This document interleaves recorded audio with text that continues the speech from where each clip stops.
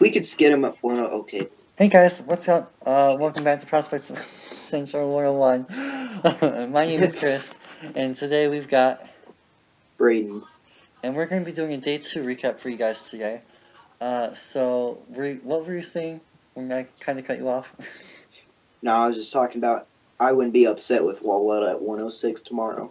Oh, okay. Well, with that being said, let's just get right into this. Are you surprised that Walletta fell on day Yeah, 2? very, very. Any place that you could have seen him going that maybe you're a little bit surprised they passed on him? New England? Interesting. Okay. Yeah, I don't know if New England was going to go the day 2 guy though this year.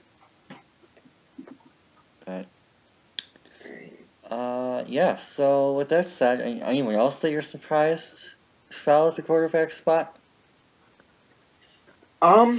No. I thought really I thought maybe Luke Falk sneaks very late, but no. I think really Rudolph and Walletta were the two main guys for day 2. Nice. Yeah, I kind of see that. I also thought Mike White had an outside shot too. There's been a lot of hype around him lately. So that could have been interesting to see. But yeah, what do you think about Rudolph the Pit? I mean, it's a nice spot for him. He gets to go in, gets to sit behind Big Ben until he decides to retire because, Big Ben is in the Brett Favre stage of his career, flip-flopping retirement every 8 seconds. Mm-hmm. Yeah, but I think it's a nice spot for him to sit and sit and learn. I don't think he'll do well. I don't think he'll be very good, but it's a nice spot for him. Yeah, I think that having weapons around him too could help Yeah, ease that. yeah. So, yeah, how do you think the value of Rudolph at 76 compares to some of the quarterbacks who went earlier in the draft? Would you rather have Rudolph at 76 or one of these other guys in the first? No, I'd rather have any of the other quarterbacks. The only Interesting. one that art value, nah, no. I'd rather have every other QB value wise. Interesting. Yeah, I can agree with that. Especially Lamar. But we already talked enough about that yesterday, so. Any other thoughts on the quarterbacks? Any guys that you want to point out other than Laletta or No, Leonard Falk for day 3 that maybe you keep an eye on? Or no. hmm, Actually, there is a guy to keep on day 3, like 7th round. Luis Perez from Texas A&M Commerce. I think that's D2 or okay. D3. He's been getting. He's actually pretty decent. He's, you know, pretty accurate, not decent arm strength. He could sneak his way into the 7th round. Huh. Alright, I'm gonna have to check him out after this. I am actually not familiar with him. Yeah, One guy he'll be that. a priority free agent if he doesn't get drafted. Hmm, interesting. Especially for a team that needs later on QB. A couple guys that I was going to point out. Ben Kurt is one. He's very inconsistent, I will say that. But when he is on, he is on. I think the Notre Dame and Miami were the 2 games he just absolutely lit himself on fire. So he could be another guy to look out for, as well as, of course, Logan Woodside as well. Another MAC school guy. I like my MAC quarterbacks a little bit more than most people do because I'm from a MAC area, but he could be someone to look out for. I actually liked his tape last year too. He was the quarterback. If you guys remember watching Kareem Hunt tape last year, or maybe if you're a Lions fan, you saw some Michael Roberts tape last year. He is the QB of that Toledo team, who I believe went undefeated until the Western game under PJ Fleck. So yeah, he could be someone interesting to watch out for as well. Anything to say about Stevens? I know you're a Colorado kid. He's trash. Okay. Alrighty. So moving on to running back. Yeah, Sweet. So before we get into some of the more interesting storylines of the day, is there anyone left on day 3 that you're surprised didn't get taken on day 2?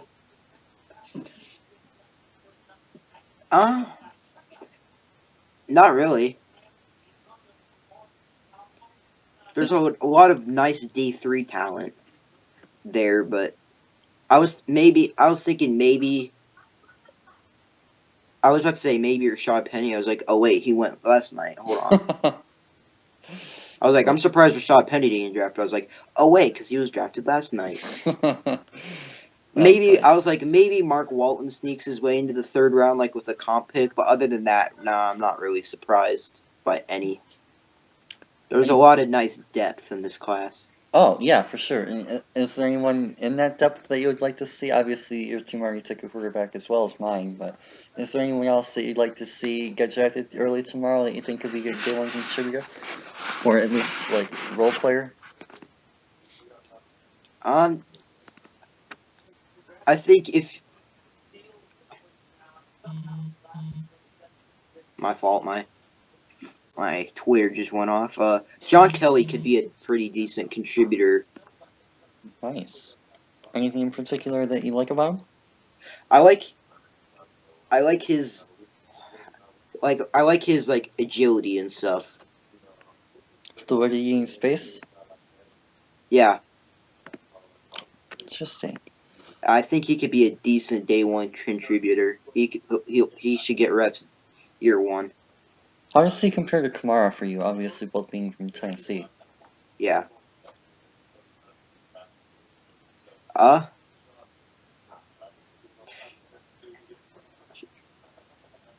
you I ain't remember? gonna. Do you remember how you felt about Kamara last year? Nah, I ain't gonna even lie to you. No, I really don't. Okay. Then yeah, okay. Yeah, personally for me, I think I actually like Kamara a little bit more, but it's a lot closer than a lot of people think. And one of the reasons why is because of the off the field stuff with Kelly. But Yeah, he to quote Stephen A. Smith, he needs to stay off the weed. Duh.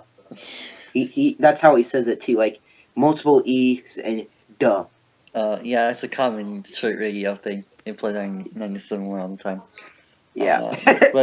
But yeah, another guy I want to point out too is Akram Wadley. I was a huge fan of this kid in October. In fact, at one point I had him in my top 4 or 5 running backs. And he is a very interesting guy. He plays against Big Ten defenses, and he lives against stacked boxes in Big Ten defenses. He was still able to find holes. Obviously, having a decent O-line at Iowa helped. Having a decent scheme from Ferentz probably helped. Those are probably 2 reasons why he fell. Also, size is a little bit of a concern. But dude has hecka hands. He's so elusive in space. It's like you think about Kelly. I think Wadley is maybe even more so. And that vision is there for sure to be able to find and exploit holes. So definitely someone who almost reminds me of a Theo Riddick, Amir Abdullah hybrid type. Like if you had Amir Abdullah as a healthy runner and Theo Riddick's receiving ability, put them together and you got Akram Wadley. Yeah, I kind of like him. He should be a nice, interesting guy to see where he lands on day 3. Another guy I like too is Darrell Williams. I actually think that he was kind of comparable to Geis in Fournette. He's a similar style. Obviously, he doesn't get as many reps, which in some ways is actually a good thing to me because it gives him a little bit more longevity. So if you can get him in a role where he's not going to be eating a ton of carries, maybe in a goal line situation type, maybe short yardage, use him like the Lions could use like Garrett Blunt next season, and get him in those physical top grinded out type situations and moments of the game. He could be a nice back as well. Yeah. And that's without going to say like any of the deep sleepers either too. Like Chase Edmonds is, oh my gosh, his 3-cone was insane. Justin Jackson, you guys already know, is a huge sleeper of mine. I love the kid. I wanted him on day 3 if we didn't take someone already. Jarvie Franklin could be interesting. I know you like Philip Lindsay. Chris Warren is a fun guy to watch. He's a little bit bigger too. Huge, like 250-pound running back. I know a lot of people like Ryan Nall. Martez Carter's been kind of one of those sleeper under the radar types for a lot of people.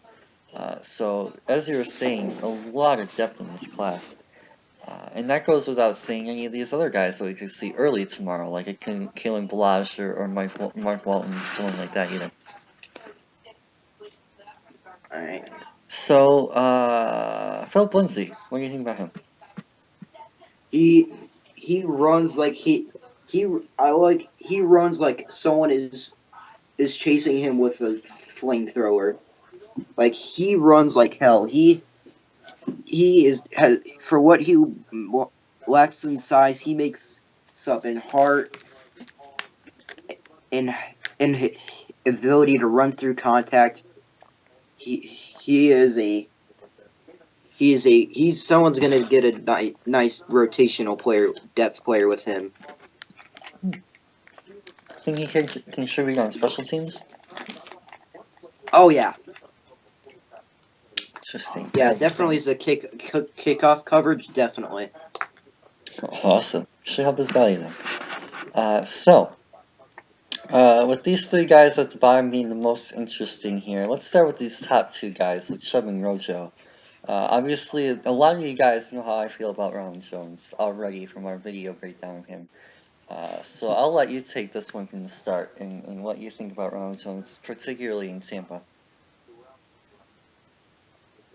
In Tampa, I like it. I think the way they opened it, he's going to be able to open some nice holes and get into open space. Get into open space, which will be a good thing for him. So, hope if Tampa Bay can improve their O line like they have, what they have improved on paper contribute to the field, it'll be a nice fit for him because he'll be able to hit the holes. Yeah, I mean, I know that there was obviously that weird outside chance and some mocks that Saquon fell to them, but even then, I still think Ronald Jones at 38. And we talked about this with the quarterbacks too. I like Ronald Jones as the best value pick out of all these guys so far. And Nick Chubb to the Browns. Obviously, Josh's Browns fan. I think he was pretty happy with it. So, where are you at with that? It's interesting. More a physical runner. They brought Carlos Hyde is like a similar style player, so I thought it was interesting. I thought if they go someone like a, I thought they'd go someone like a Kerry Johnson or something like a faster style runner because to complement Carlos Hyde. But I like Chubb. I'm not exactly sure Kerry is fast, but we'll get into that in a minute. Well, I mean a faster type of runner. I don't know what. Like a fast runner, you know what I'm talking about? A speed back. There, that's the proper term. If you're looking for a speed back, I would have gone with Rojo or Freeman over Rojo or Freeman. Carry on. Yeah, I was thinking they would go Rojo. So was I. Actually, yeah, same here. Because I thought he'd be a perfect complement to Carlos Hyde. Yeah. Yeah. So it was interesting, but I like Chubb. Yeah, I'm a big Chubb guy if he can stay healthy, of course. Same thing with Michelle. Those two guys definitely have a future in the league. And with Chubb, too, splitting time with Michelle this year kind of kept him a little bit less usage rate, a little bit lower usage rate. So it could be interesting to see how that ends up translating. And shouldn't have to carry bulk of the touches in Cleveland with Hyde there. I believe they still have Johnson as well, right? Yeah. So he'll be probably back 3 for the start. So hopefully that's a good thing for him. He won't have to deal with a heavy workload, and hopefully that helps him stay healthy too.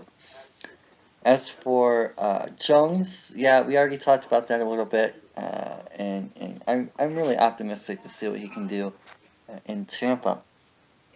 So, gonna split our 2 picks here and save those 2 for last.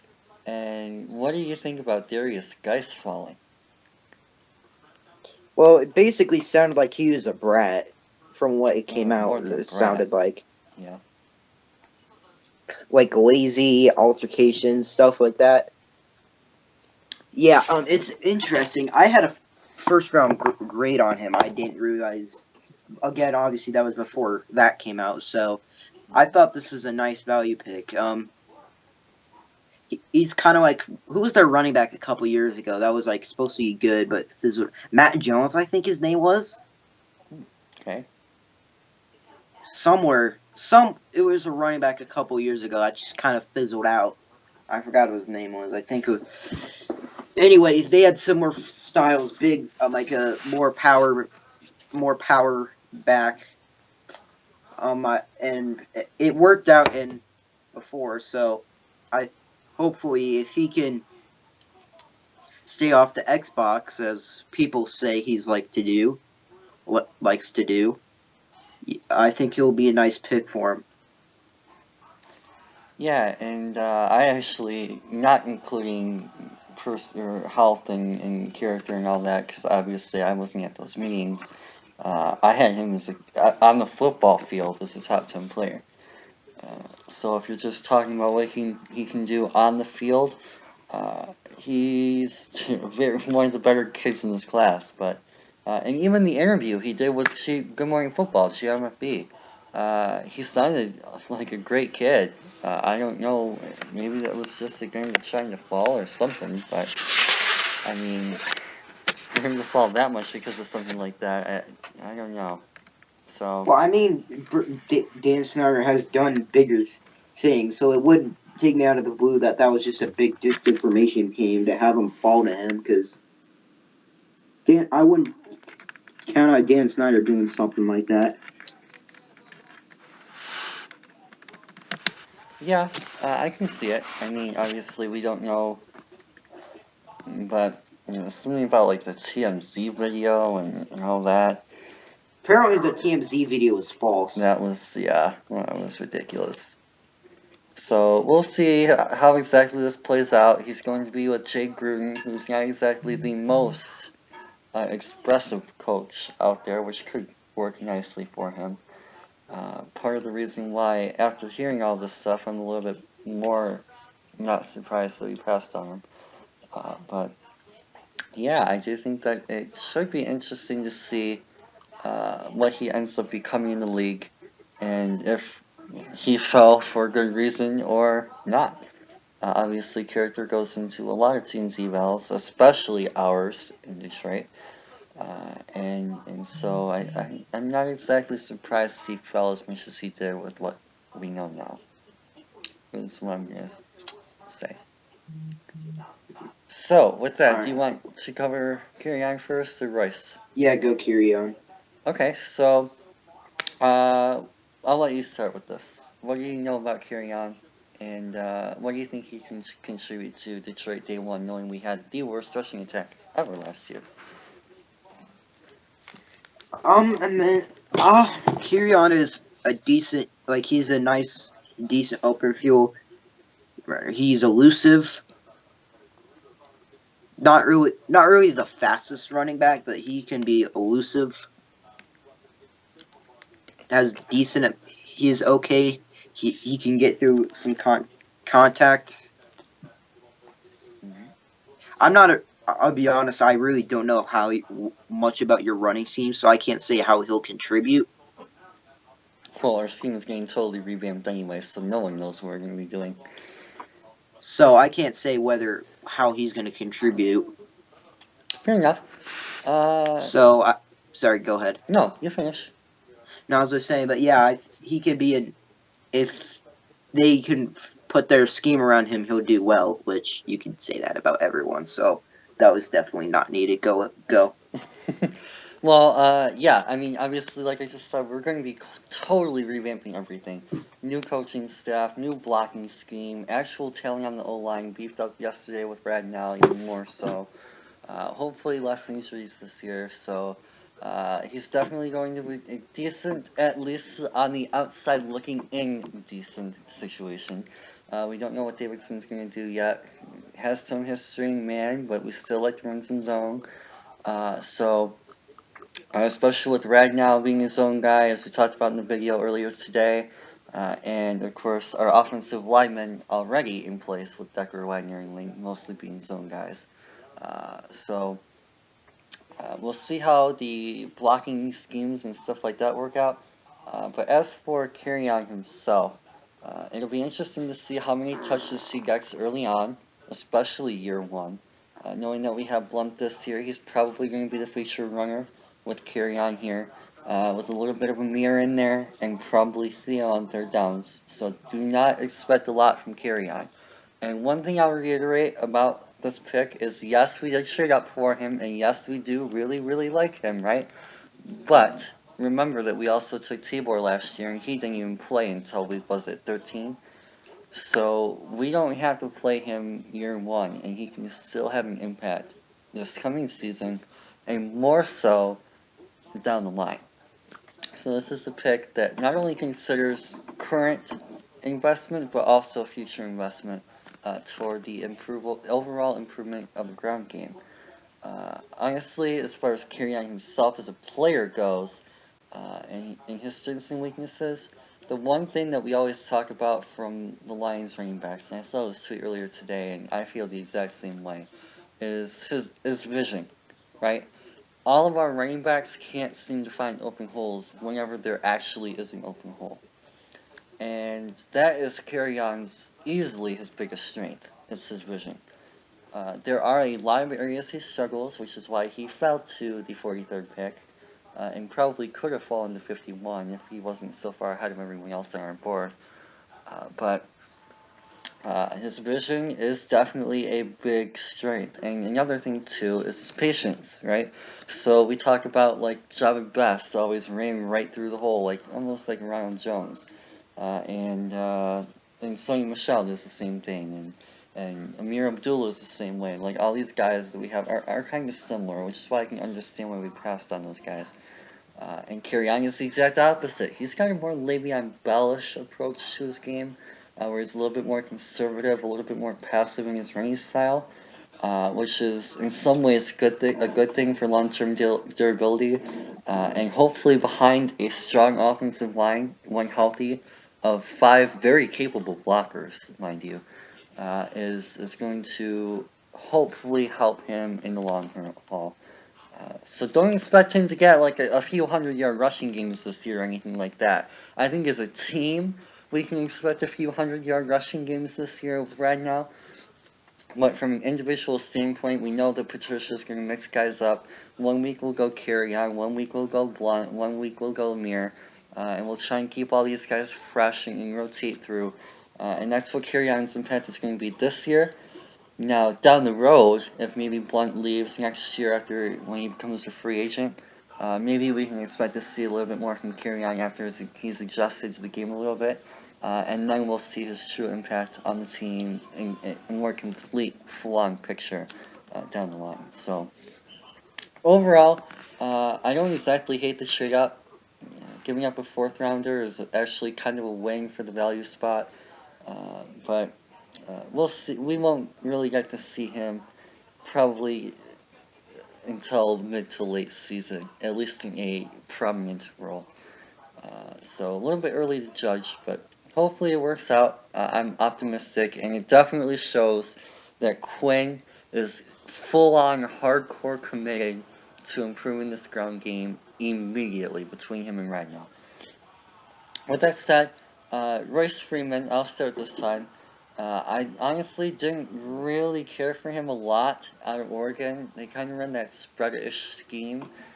A little bit interesting to see how he translates, but on the other hand, Oregon has had some success with their running backs, including Blunt and a couple other guys. Like Kenjon Barner, I believe, was one, and there was another guy they had too. I can't think of right now. There was one guy that was like a god in college, but was absolutely trash in the NFL. Yeah, I think that's what I'm thinking of too, but I can't remember who it is. But yeah, so it'll be interesting to see how he Hold on, ends I up. gotta look up his name. I'm gonna look up. He's Oregon's all-time rusher, so he probably took over the guy we're thinking of. So I'm gonna look this up. It'll be interesting to see how he translates to the league and follows in those guys' footsteps. Some guys more successful than others. But yeah, honestly, I'm optimistic. Denver, at least in my opinion, definitely needed a day one contributor in the ground game. And I think that you're going to be getting that with Royce. I'm not sure how effective he's going to be. But I mean, considering that, I mean that was Well, such a Michael James significant. was that player. Oh, yeah, there it is. Yeah, and considering that, I mean, to me, I don't really know how much any of these guys are going to be successful as a full-on 100% or type guy. So I don't know what your plans for him are, but if I were you guys, I would use him in a rotational role, kind of like we're doing with Carry On, instead of throwing him out into the fire day one. So we're planning on starting Booker this season with Carry On being the backup. I mean, Royce. Yeah, thank you. I don't know. My bad. So yeah, he's built similar to C.J. Anderson, except he's taller. He's taller, he's built the same way, 230, but he's a lot faster than C.J. Anderson. But I don't think he didn't have as much power, but it's basically we got a lot faster C.J. Anderson. That's not as powerful, but the difference is that big. So the more and more I've thought about it, the less and less I hate this pick. I can't say that about another one, but we'll get to. But yeah, I think this could be a nice pick. He won't have to come in. He probably won't start week 1. Nice. So it'll be interesting to see how he contributes to the team. It's kind of like it's a faster C.J. Anderson, basically. Yeah, and the other difference too is you're bringing him on obviously rookie deal, a lot more cap friendly, compared to $4 million. And you're definitely getting a lot less miles on the track as well. So yeah, well worth investment, I would say. And yeah, I'm interested to see how he translates. So, any final thoughts on the rest of the running back class? Are you happy that Geis didn't fall to your pick, or you guys didn't take Geis, or how do you feel about anything like that? I mean, Freeman's not a bad pick. I'd give Cool. it a B minus. So we'll see how it turns out. Very nice. Nice. Pull back. I don't think there was any. Nope. Do you have any guys do you want to watch tomorrow? Dimitri Flowers. I think he'll get drafted at some point. Okay. Another guy that'll probably get drafted but is listed technically as a running back is Ryan Nall. I actually like him. Okay. I like him. I like him as a fullback. He's a power runner. He's not very fast, so he'll be great in goal line situation. He's okay. He's relative to the class average in blocking, and he's actually pretty good as a pass catcher. So I think fullback, if you can develop his blocking, he'll be a nice play. He'll be a nice player for someone. And I'm glad you brought that up too, because I almost forgot about that when I was talking about Carry On. That's probably the one reason why we had him so much higher on our boards than a guy like Freeman, who a lot of people wanted us to take. Honestly, a lot of people, Lions fans, love Chris Freeman, as well as some of these other guys. Is Quinn traded up for him for a reason. It's because he was a lot higher on our board than any of these other guys that said in his conference. And the two of the reasons why I think there is because of his receiving ability. He has very reliable hands out of the backfield. He's obviously not Theo, different style there, but his pass catching skills are there, and he is a plus pass blocker. He's one of, if not the best pass blocker in the class at the running back spot. So that could be an interesting contribution point day one.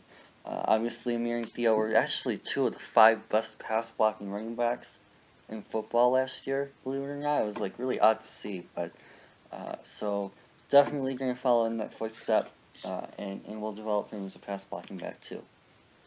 So, anything else you wanted to say about fullbacks or running backs? Nope. Cool. We're good. Receivers. So again, Alright. Same thing. We're going to skip Sutton until the end. Dante Pettis. Are you surprised with how high he went? Considering where Rashad Penny went, no. Same. I think that the league placed a whole overemphasis on returnability this year, almost to a fault, at least in Penny and Pettis' case.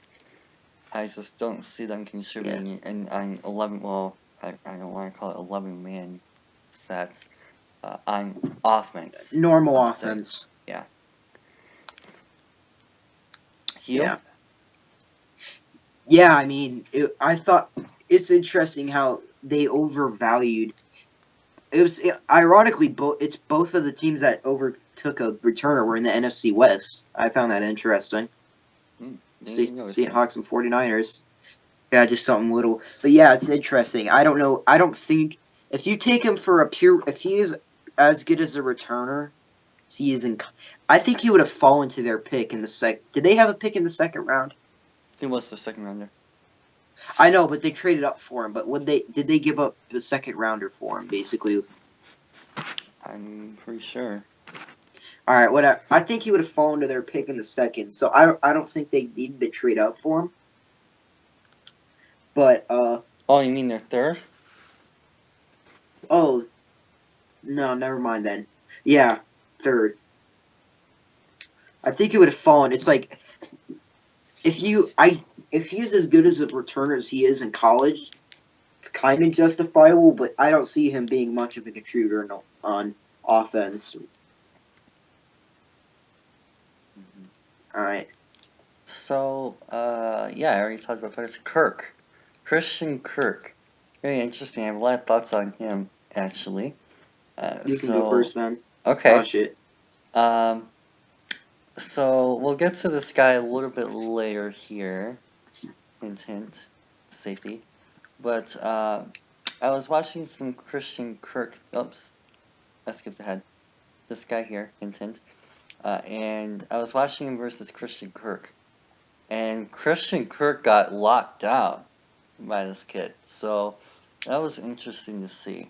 I think that had a little bit more to do with Walker and Kirk. But yeah, I think that it's going to be interesting to see how he develops. Again, another return type guy. And who can make an impact on special teams if you want him to. But also, Cardinals need receivers anyway. It's flat out regardless, and they need someone to replace Fitz. So, getting a receiver for Josh Rosen to build with and develop with, I believe it was Rosen. Yeah, Rosen. To grow with and develop with over time and develop that quarterback receiver relationship together. I'm optimistic that Kirk can be Rosen's version of Tom Brady Edelman for them, assuming they both stay healthy, of course. And then there's a lot to like about Kirk from the slot role. He reminds me a lot of Golden Tate when he came out of Notre Dame within like 10 years ago.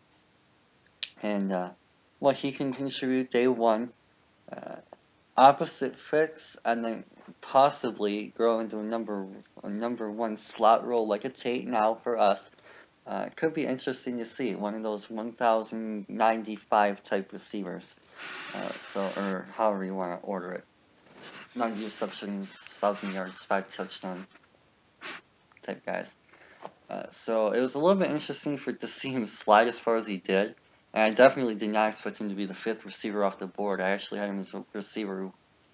If you include Miller's injuries, I had him as receiver 2 behind Ridley. So I'm a little bit surprised he fell as far as he did. But yeah. Your turn. Oh, all right. Yeah, I think he'll be a nice developing piece for to learn to develop with Rosen. He can be again like just nice like a number one slot receiver. It's like he has really nice speed. Jesus Christ, I can't talk. My apologies. He'll be able to, with his speed, he'll be able to get open. He'll be able to use his speed to get open more. Goodness gracious, this is absolutely diabolical. I apologize. So as I was saying before, my brain cut out. He has nice speed. He'll be able to use it in the NFL. I'd like his route running could maybe be a bit more like polished. If that makes sense. Yeah. bit more polished and with more and more experience, that'll get better. And so it'll be a nice piece to develop for Arizona. It was a good value pick. Interesting. All right. Do you think that would you play him on special teams or no? Nah. Interesting. Next, one of my divisional rivals, the Chicago Bears, ended up taking. Did that say beats? Yeah, it's a spelling error. That's fine. Okay. I was just making sure I'm like not high. No, you're Just good. the way I've been talking, it may be actually a possibility. No, you're good. It's just a spelling error on the spreadsheet. You're good. You're fine. Okay. I'll submit that for correction after this. But yeah, Anthony Miller went to the Bears at 51, which of course was our pick that we traded up for Carrion. Yeah, Anthony Miller, what you got on him? I'm high on him. He plays the ball really well. He can go up and get it. He is nice route running. Good hands. Has some injury concerns which made him drop. Yep. But I think if he can stay healthy, it will be a great pick for Chicago. Yeah, I'm with you on that. Not exactly something that really scares me because I like our defensive backs in particular. I'd be a little bit more worried if I were Minnesota, but yeah, if he can, and that's one thing I will say is that is something that's probably makes him not the best fit for Chicago. And I thought this about Allen Robinson too. Is Soldier Field is not exactly a fun place to play from an injury standpoint. It seems like every time a team plays like Soldier Field, they have some kind of injury or two. I don't know if it's the way that the NFC North plays or if it's like the Bears style, but yeah, I think it might be related to the field. So if someone like Miller or Robinson goes there, and we saw this, I think it was with Kevin White had that issue, Alshon Jeffrey had that issue, other tight ends seem to have that issue. I think it goes back like even Greg Olsen, back when he used to play for Chicago, had that issue. So it's something to keep an eye on. I'm not really that confident that he can stay healthy, especially with it being a foot injury. I'm a little bit surprised that they took him of all teams. I probably would have expected them to go with someone a little bit more physical than a Miller to kind of conflict that. But I mean, you're still getting a pretty solid player, and not gonna lie, the value of 51 is there. So, at least as of today, obviously, we don't know how these guys are going to develop and stuff like that. But yeah, so James Washington from Oklahoma State. I was a lot higher on Washington than Carson was. I remember Carson said he was like a terrible pick. He has him as wide receiver. What was it, 17? 16? Something like that. Yeah. Honestly, I don't agree. I really like what Washington can do. The dude is, to me, one of the better route runners in the class, at least at creating separation. Dude runs a very, very complicated set of routes, maybe not necessarily a full route tree, but the routes that he does run, he runs very effectively, and he has hands. He can definitely catch the ball. It's a nice natural hands catcher. And honestly, what I found really interesting about this is you see what team he went to? Steelers. And you see what team he went to? Steelers. Mason Rudolph gets his wide receiver from college. That was not an accident. Exactly. That was done intentional. Yep. So I'm really interested to see if they can continue to build on that relationship over time, and if that becomes one of those connections that, like we talked about with Rosen and Kirk, even more so with Washington and Rudolph, since they've already developed with each other for so long. Both being 4-year seniors, I believe, actually. Yeah, both are 4-year seniors and I think 2 or 3-year starters. So, yeah. Your thoughts? Yeah, I think it was a good decision to bring him in, especially knowing that you're gonna go get Rudolph. Bring his favorite target. His nice route running, natural catcher. Uh, doesn't run the full route tree, but the routes he does well, he does it well. Something else. Creates nice, yeah, like you said, creates good separation. So yeah, it'll be interesting to see how he develops alongside his quarterback from college. Cool. Do you have any concerns with Rudolph going to Pittsburgh? Anything like maybe that he's going to have to work on that you want to see him develop over time? Especially being able to learn from someone like Antonio Brown and sit behind. I'd like him to put more velocity on his ball, on his short to medium balls. Oh, I'm talking about Washington. Oh shit, Washington. Being behind Antonio Brown and Juju Smith, what do you think that he can work on and learn from them that he doesn't already have? Just kind of like expand the route tree. Could be something. Yes. I believe he also has experience in special teams as well. So would you play him on special teams? I mean, if he can play there, why not? Keep him healthy if you need him to. Yeah. To be fair, they do already have Antonio Brown. Yeah. If you want to take Antonio Brown off return duty, might be a way to do it. Next, our dude Drake Holiday's favorite receiver in the class, Mr. DJ Chark from LSU. We actually did a breakdown on him, so I'm trying to stay pretty chill with this. Not staying on him for too long. If you guys want to get our full thoughts, check out the vid. But just a general summary of him going to Jacksonville, now that we know where he's ended up. It's interesting. He's mostly a deep threat receiver with a quarterback who can't throw a deep ball. For now. Huh? For now. For now, he can't. At this moment, he can't throw the deep ball. So I thought it was interesting. He doesn't really have that big of a route tree. He is more of a body catcher from what we saw. So I'd like to see be a more natural hands catcher. So yeah, it's like this pick didn't make much sense for me. They probably could have gone. Did they need an offensive lineman? I'm pretty sure they do. I think they do. Yeah, so if you need an O-line, go get it. Or if you want to go receiver, go with someone with a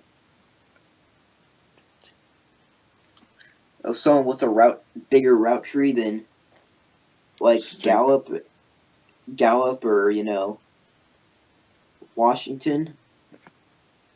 So yeah, this pick, considering I don't really like the fit, to be honest with you. Yeah, I'm with you on that. I was never really the biggest fan of DJ Shark. I was not really the fan. I was not really a fan of him. Never a fan of him, but yeah, I don't like the fit.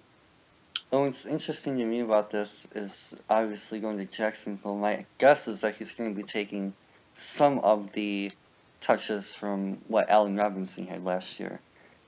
Or, well, should have had last year, if he stayed healthy. And they're kind of not even really all that close. Allen Robinson is a lot more of a natural receiver. Physical. Not necessarily physical, but yeah, more natural receiver. Taller. Actually, not taller. Okay, what you were saying. Yeah, what you were saying. Yeah, so I think Allen Robinson's also a little bit more smooth in his movements. DJ Shark is a straight line speed guy, whereas Robinson's a little bit more gearish. Has a little bit more excel, a little bit more smoothness all around as an athlete. So I'm interested to see what happens. I don't expect a lot, especially with being with Bortles for at least a year. And Yeah, I guess that we'll have to, and that's kind of what it is with a lot of these day two guys. Like we have opinions on them and whether or not we like them or not, but on day two, it's not going to be one of those things where it's like Ragnar, where you know he's going to work out, or like Rosen, where we really feel strongly, like either yes or no. A lot of these guys are like, well, they have potential, they have upside, and it's kind of going to be like that with a lot of these guys, I think. So, if you can develop the right areas of his game, which Jacksonville may or may not be able to do, they turned Marquise Lee into a stud. So, I guess if you can do that, yeah. Next, Michael Gallup. Very interested to see that he went in third. I thought that he probably could have and maybe should have gone a lot higher than he did. On the other hand, Dallas is going to be fantastic for him, I think, at least. Being able to take some of those touches that Dez had last year and being able to start and contribute and play day one, as well as in that division where he gets to compete a lot against some pretty competent corners. I'm really excited to see what he can do and what he ends up becoming. I really think that him and Dak can I guess build something there. Uh, I know Dak really likes to spread the ball around quite a bit, and I think that Gallup kind of fits that style. He's not really number one receiver, but he's one of those guys that can mix up and compete for catches with other players on the roster. So him not being that true number one guy, that number one star receiver, I think is going to really play in well with what Dallas wants to do on offense too. And being able to contribute in a variety of ways, a variety of sets, and a variety of route concepts and plays should be a very, very good win for Dallas. In fact, if they just stayed at their spot at 50 and taking a receiver, he probably would have been the guy that I would have gone with at that time. Even probably more so than Miller, simply due to the injuries of Miller. It would have gone Sutton if he wasn't there. Oh, but 50. my apologies. I misread. I misunderstood. Yeah, if they We'll stay at their spot we'll at get to 50. Sutton in a minute though. Yeah. So yeah, honestly, I really like what he can do, and the value at 81 is very, very nice. So even though Dallas didn't really get their superstar high upside, this and that and the other thing receiver, they're getting one of those guys who, unlike some of the other guys in this group, Miller and Shark and Kirk and Pettis, doesn't really have as much upside, but to me has a lot higher floor, which is what Dallas needs at that spot. You? Yeah, I agree. I love him, man. He is great. He's the best. In my opinion, he's the best route runner in this class. Putting it out there, it's going to be a nice replacement to Dez. He's not going to have to go in there be the star receiver. They're going to be more reliant on Zeke this year. This upcoming year, he's going to be able to go in, develop more. You know, he doesn't have the highest ceiling, but he has one of the highest floors in the class. So it's definitely a great pick for him. It's probably the best spot he could have landed. Mm-hmm. For sure. Next, Traquan Smith. I actually haven't seen a lot of him. I wasn't Me neither. really looking at receivers a lot because we don't exactly need one until like the 7th. So Yeah, I didn't either. So I ain't gonna try and claim and know what the fuck I'm saying. I mean, he's from UCF, so he comes from a winning culture. I mean, we can talk about Undefeated that a little national bit. champions, boys. So he can bring some of that winning experience and attitude there. And another thing too, like Dallas, the Saints are one of those teams that kind of like to spread the ball around. Obviously, they already have Michael Thomas too, uh, who is probably, if they have a number one receiver, he's probably it. So it'll be interesting to see again in a very explosive offense that really relies on their running backs, it seems like, more than a lot of people think, with Kamara and Ingram. How he ends up being used and what he becomes. I think that he's the opposite of Gallup in a lot of ways. I'm not really sure what his floor is going to be, but his upside is very, very high. So yeah, I definitely think that he's got a lot of potential, especially in the Saints offense that seems to develop even the most unheard of no-name receivers out there. In the stars, I think he might be that next guy to be that Lance Moore, Devery Henderson guy that kind of comes out of nowhere and ends up surprising people and turning into a star. You? Yeah, I mean, I gotta agree with everything he said. Again, I don't know what I'm not gonna try and claim to say anything to know what I'm saying. I didn't watch. I've only watched him live, but he looked like a pretty decent player from what I saw. Nice. So Again, not gonna try and claim and say what I'm doing. fair enough. So anyone on this list here, the rest of the list, now that we're going into J3, that surprises you that they're still there, or that you want to point out and mention for tomorrow? I thought ESB would go. EQ. St. Brown. Yeah, EQ St. Brown. I thought with his upside, I thought someone would take a chance on him.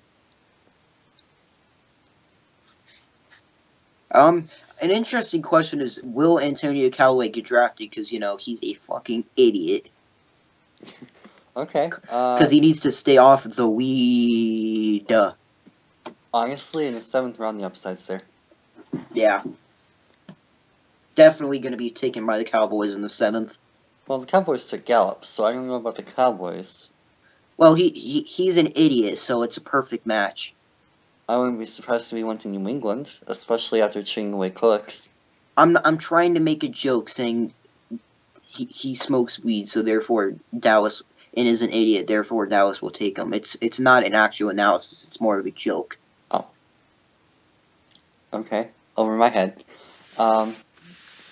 Yeah, I think that he could be an interesting guy to watch tomorrow as well. Anyone else? A guy that I'm high on that could go under the radar is Jaleel Scott. Ooh, okay. Nice tall receiver, has great range, be able to go up and get it.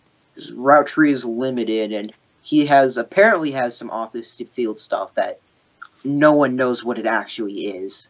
Well, I don't know what it is. So the public, yeah. Yeah, the public doesn't know what it is. And I'm pretty sure he has had an injury or two. But he has a lot of upside, especially at 6'4", ridiculous range and ability to go up and get the ball. Someone will be able to get a nice value pick with him in the 5th or 6th. Yeah, and I think that's what's interesting about this class is it seems like you have a lot of specialists, right? So you have the guys that are more contested catch guys, like the EQs, the Jaleel Scotts, and then you have some of the route runners in this class as well. Michael Gallup. Well, I'm even talking like pure route runners, like Trey Quinn, like Deshaun Hamilton, like those types of guys. Or Kiki Kuti, just like almost pure slot route running quick. Christian Kirk would fall into that category, I would say, at this point at least. So, yeah, I think there's not really a complete well-rounded receiver other than Calvin Ridley, I would say. Maybe Gallup can develop into that. I think he's probably the second closest now. But yeah, I mean, what's going to be interesting is to see how these guys fit with their teams on day 3. Because if you're looking for a vertical threat, contested catch guy, almost like a Calvin Johnson, Kenny Galladay type, you're probably looking hard at the EQs, the Jake Wienekes, the Alan Lazards, the Simi Cobbs type guys, the Marcel Aitman as well, the Jaleel Scott. If you're looking for more like the pure route runner types, like again using the Lions as an example, like a Golden Tate type guy, you're probably looking harder at like the Kiki Kutis, the Deshaun Hamiltons, the Trey Quinn, yeah. So even the Barrios, Braxton Barrios, is another one. So I think it'll be really interesting to see how these guys tomorrow fit. I think that that's what's going to play a major role in a lot of these guys. Is because, to be honest with you, a lot of them are really, really similarly graded. Like, I have a lot of these guys in, like, that late third, early fourth range. So, if we see one team go with Winicky and another team go with Quinn, it'll be like, okay, so this team was clearly looking for a slot route runner, and this team was clearly looking for a vertical catch radius type guy. Catch radius, that's the term I was looking for Jaleel Scott. Yeah. Thank you. So, yeah, your thoughts on the rest of the receiver class? Anything else that you wanted to point out? Any thoughts going into tomorrow? No, you summed it up. Sweet.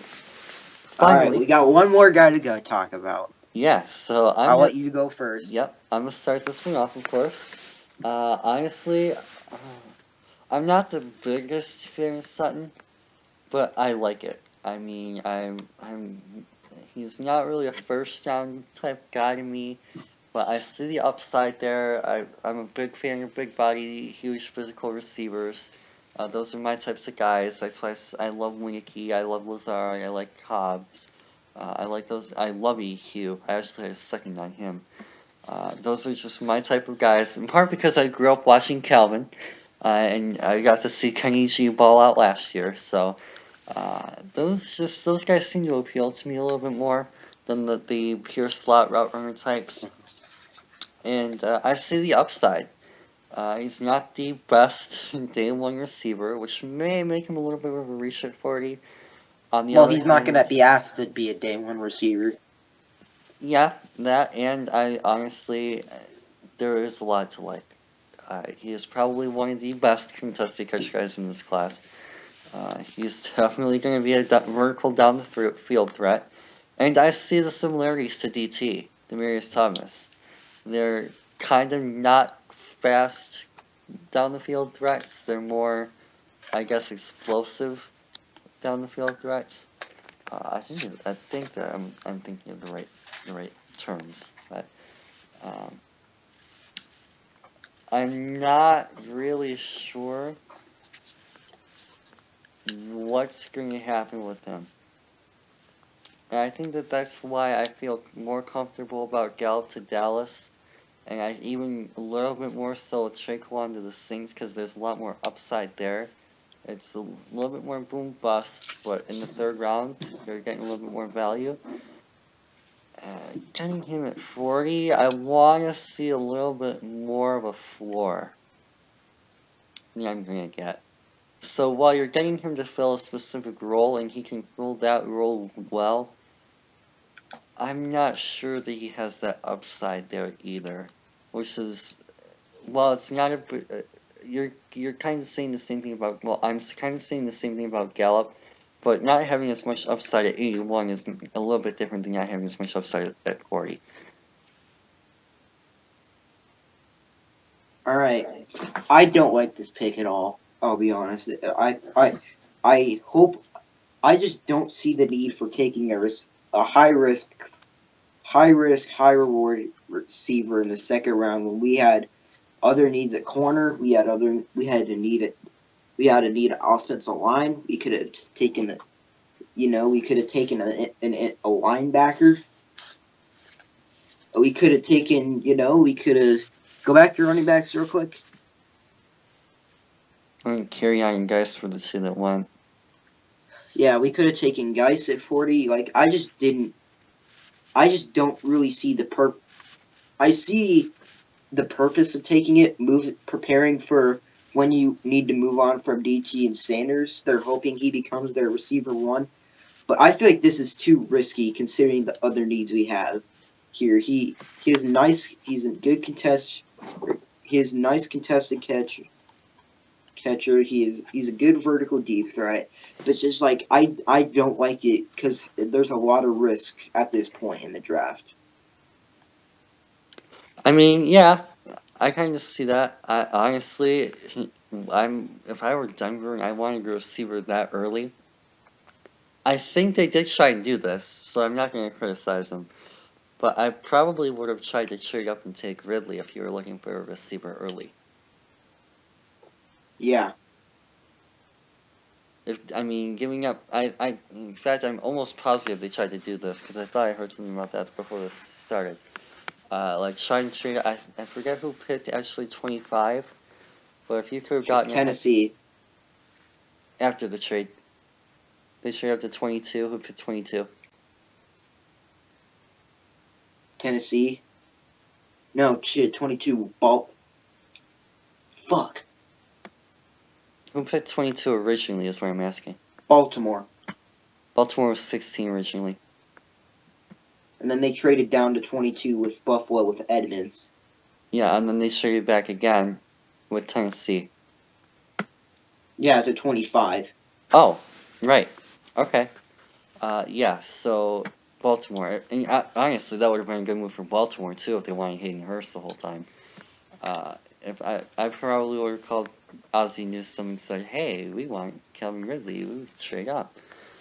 If they would have gone for that, of course. But offered him like 40, a future 2 and a 3. I would have done that.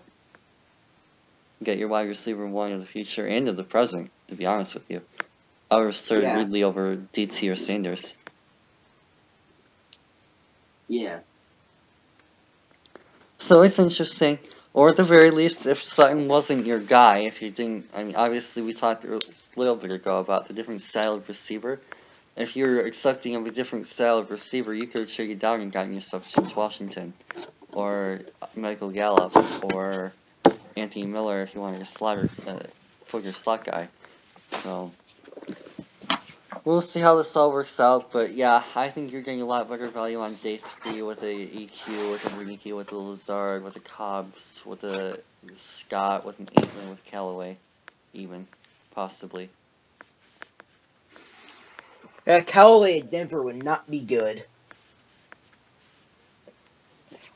For reasons. Maybe. So, tight ends. A lot more went off the board today than yesterday. And I was right. There wasn't really a run of them. They just kind of all got taken at separate points. So, is there anyone in particular that you really want to focus on? Let's go Mark Andrews, because I don't understand why you take another tight end. You take Hayden Hurst round 1, and then you take Mark Andrews round 3. That just makes no sense. If you know, I just don't get taking 2 tight ends with your 2 of your top 3 picks are tight ends. 4, right? 2 of your top 4. 2 of your top 3 or 4 picks are tight ends. That just seems like not a good value to pick there. I don't. It's definitely a suspect one. To be fair, I would have taken Andrews over Hurst at 25. And I would have taken too. Hurst over Andrews at 86. So maybe they were trying to correct their mistake. Who knows? Yeah, I don't get it. I mean, to be fair, if Morningwood wants to run 2 tight end sets, I guess. I mean, you're getting 2 of the better, more well-rounded tight ends in the class. On the other hand, especially since you brought on Andrews, I'm going to focus on the 2 guys who I actually had fighting for my tight end 1 spot this year, which is not saying a lot because neither one of them were really a true first-round type. And that's just Giuseppe Goddard. Probably the 2 best pass catchers in the class at the tight end spot, just like he being more athletic, which is why he went out in my rankings. I think why he got drafted earlier as well. Definitely a couple of guys that are not exactly the best picks out there, I don't think. Considering that, honestly, I don't think any tight end in this class is a good pick until, like, day 3. A good pick. It's a really great pick. But, I don't know. Jaceki at 42. I mean, I probably would have passed on him at 51, let alone 42. And Goddard, same thing. I didn't really care much for him even at 51 and at the time. And I probably wouldn't have taken him at 49. On the other hand, for the Eagles, it makes a little bit more sense, right? Because they just lost Shea Burton. That was probably one of their bigger holes on the roster. So A second tight end. Yeah, so getting their actual complement to Ertz makes a little bit more sense to me than it does for Miami, which is why I think I like Goddard the pick a little bit better. Where it's just like you're probably relying on him to be a featured tight end. I'm not really sure how I feel about being a featured tight end in this class. So, yeah, I guess it'll be interesting to see how he develops with Tannehill or whoever the crap their quarterback ends up becoming down the road. Whereas with Goddard, I feel a little bit more comfortable with where he's at least going. They're probably not getting as much, but he's probably a little bit safer. I can give him a little bit more realistic expectation. Whereas Sisiki, I think you're probably going to be, you're taking him at 42 to be a feature guy. I don't think he's going to reach that expectation for you. Deal? Yeah, I hear myself with an echo. That pisses me off. Oh, let me try this. I think it's a Skype thing. Is that better? Hold on, not yet. Alright.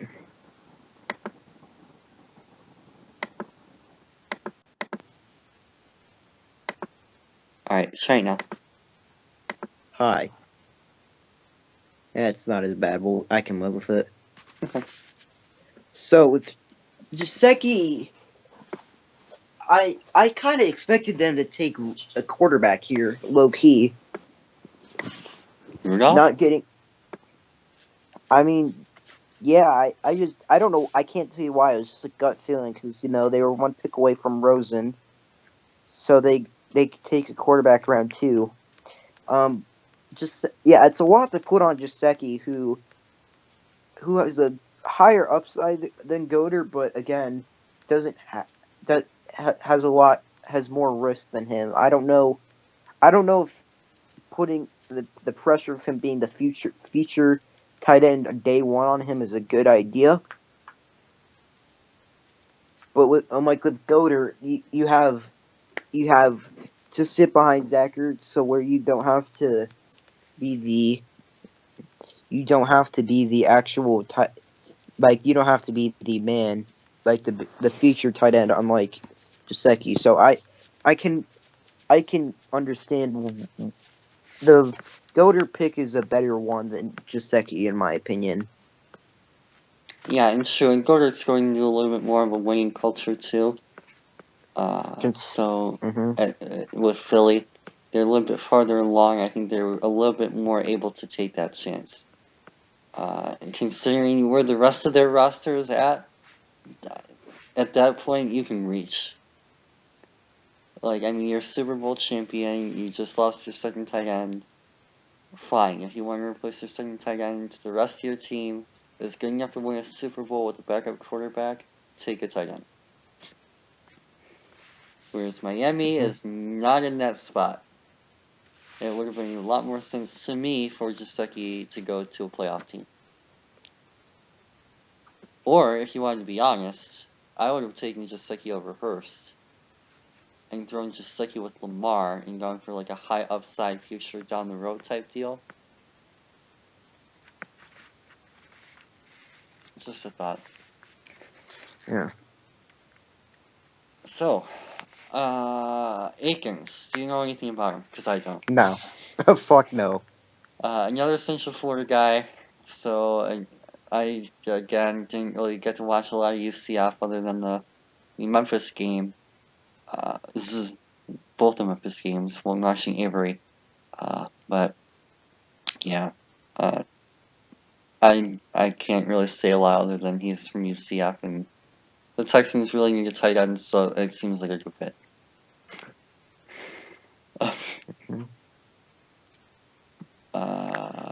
Anyone here? The rest of the list interests you? Not really. Okay.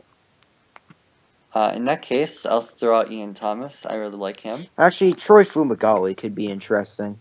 Okay, not worried about the four fingers. I mean, Jason Pierre-Paul has 4 fingers in a hand, and I don't think he's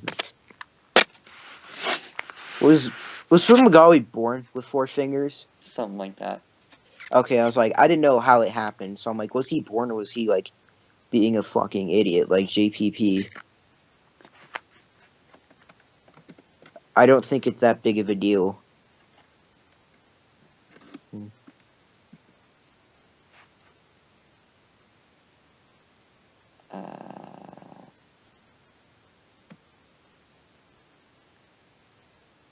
Hopefully this says.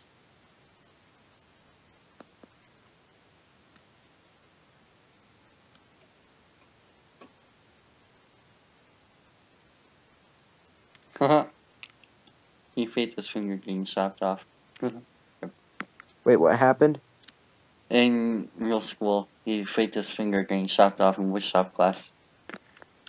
That's fantastic. That is some great comedy right there. I approve. That's some shit I would pull. I approve of it.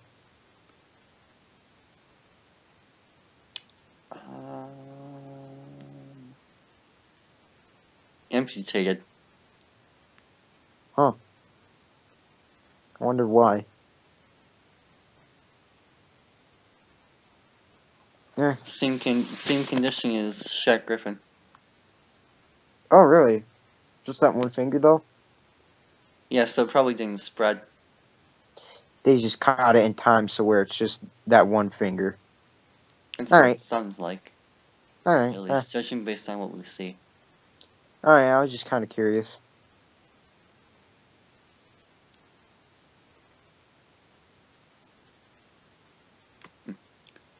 Nice. So yeah, there's a scouting report, by the way. I'm glad I scrolled down here. Strong, willing blocker, and capable receiver. With 10 tight end of the year this year. Over Jasicki, by the way. So interesting to see. And that's with a not that good quarterback either in Hornibrook. Who, in fact, I would actually argue was worse than McSorley. Which is saying a lot. Because McSorley was garbage. But yeah. Fumagalli definitely someone interesting who I actually have my eye on in the 5th round for us if we decide to actually make our 5th round pick. Also, another guy I want to throw my eye out, or my hand out there with. I think I talked about him a little bit already. At least I know I have in the group chats and stuff. With most of you guys who are probably watching this, is Tyler Conklin. Definitely someone to keep an eye on, especially for my Lions. Central Michigan, Mac Kidd, you're going to hear me talk about these types of guys a lot. I definitely seen the upside there with him and what he's going to be able to bring to a team. Probably more so down the line. I think he wants to see him develop and grow a little bit first and see what he can turn into. Another guy I've heard a lot of good things about too is Dalton Schultz. He seems like that next Stanford tight end, Dwayne Allen, Kobe Flinger. Not exactly superstar guys, but who can become decent contributors. Serviceable. Yeah. Like backups, stopgaps. Yeah. I think Schultz could be the next guy there for that too. So. Also, I think was it you or Carson that was really high on Vollert? On who? Vollert? Yeah. That was me. Oh, okay. So what do you think about him? I think he's a nice, he's a well-rounded tight end. He's mostly a blocker, but he's a serviceable pass catcher. I think he can be, kind of like, just like a kind of like in that serviceable category to stopgap starter if needed, but like a serviceable player. I think he can be pretty good. So Sorry, go. I think he'll be. I think he should get drafted. I have a late 5th on him. So if Denver took him in the 6th to back up Jake Butt, you would not be mad? No. Nice.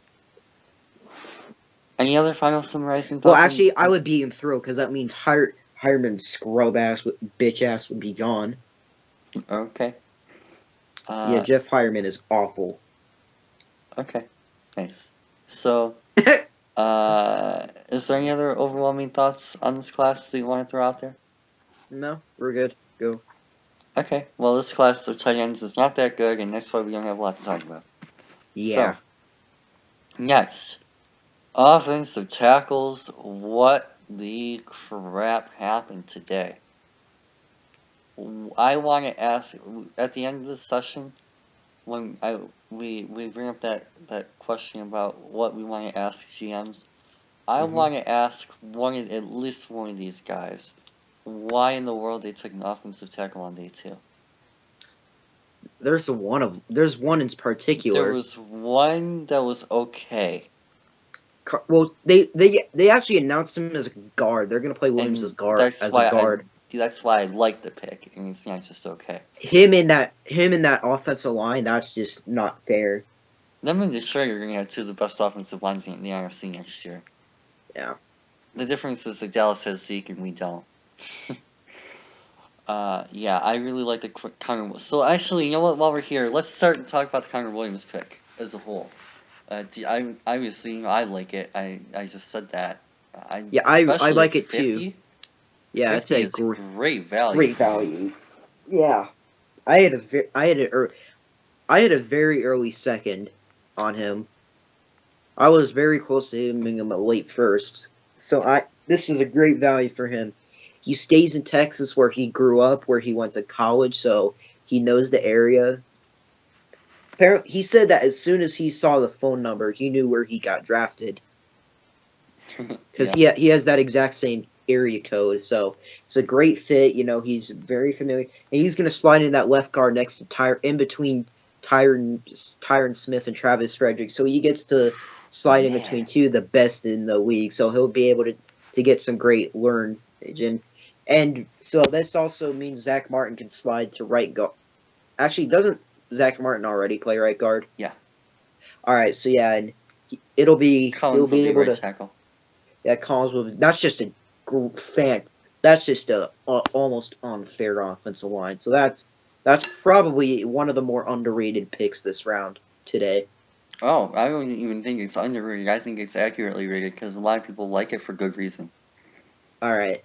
I just haven't seen a lot of people talk about it as a fantastic pick. Oh, because it's an offensive lineman. The same thing happened with us yesterday with Radnow.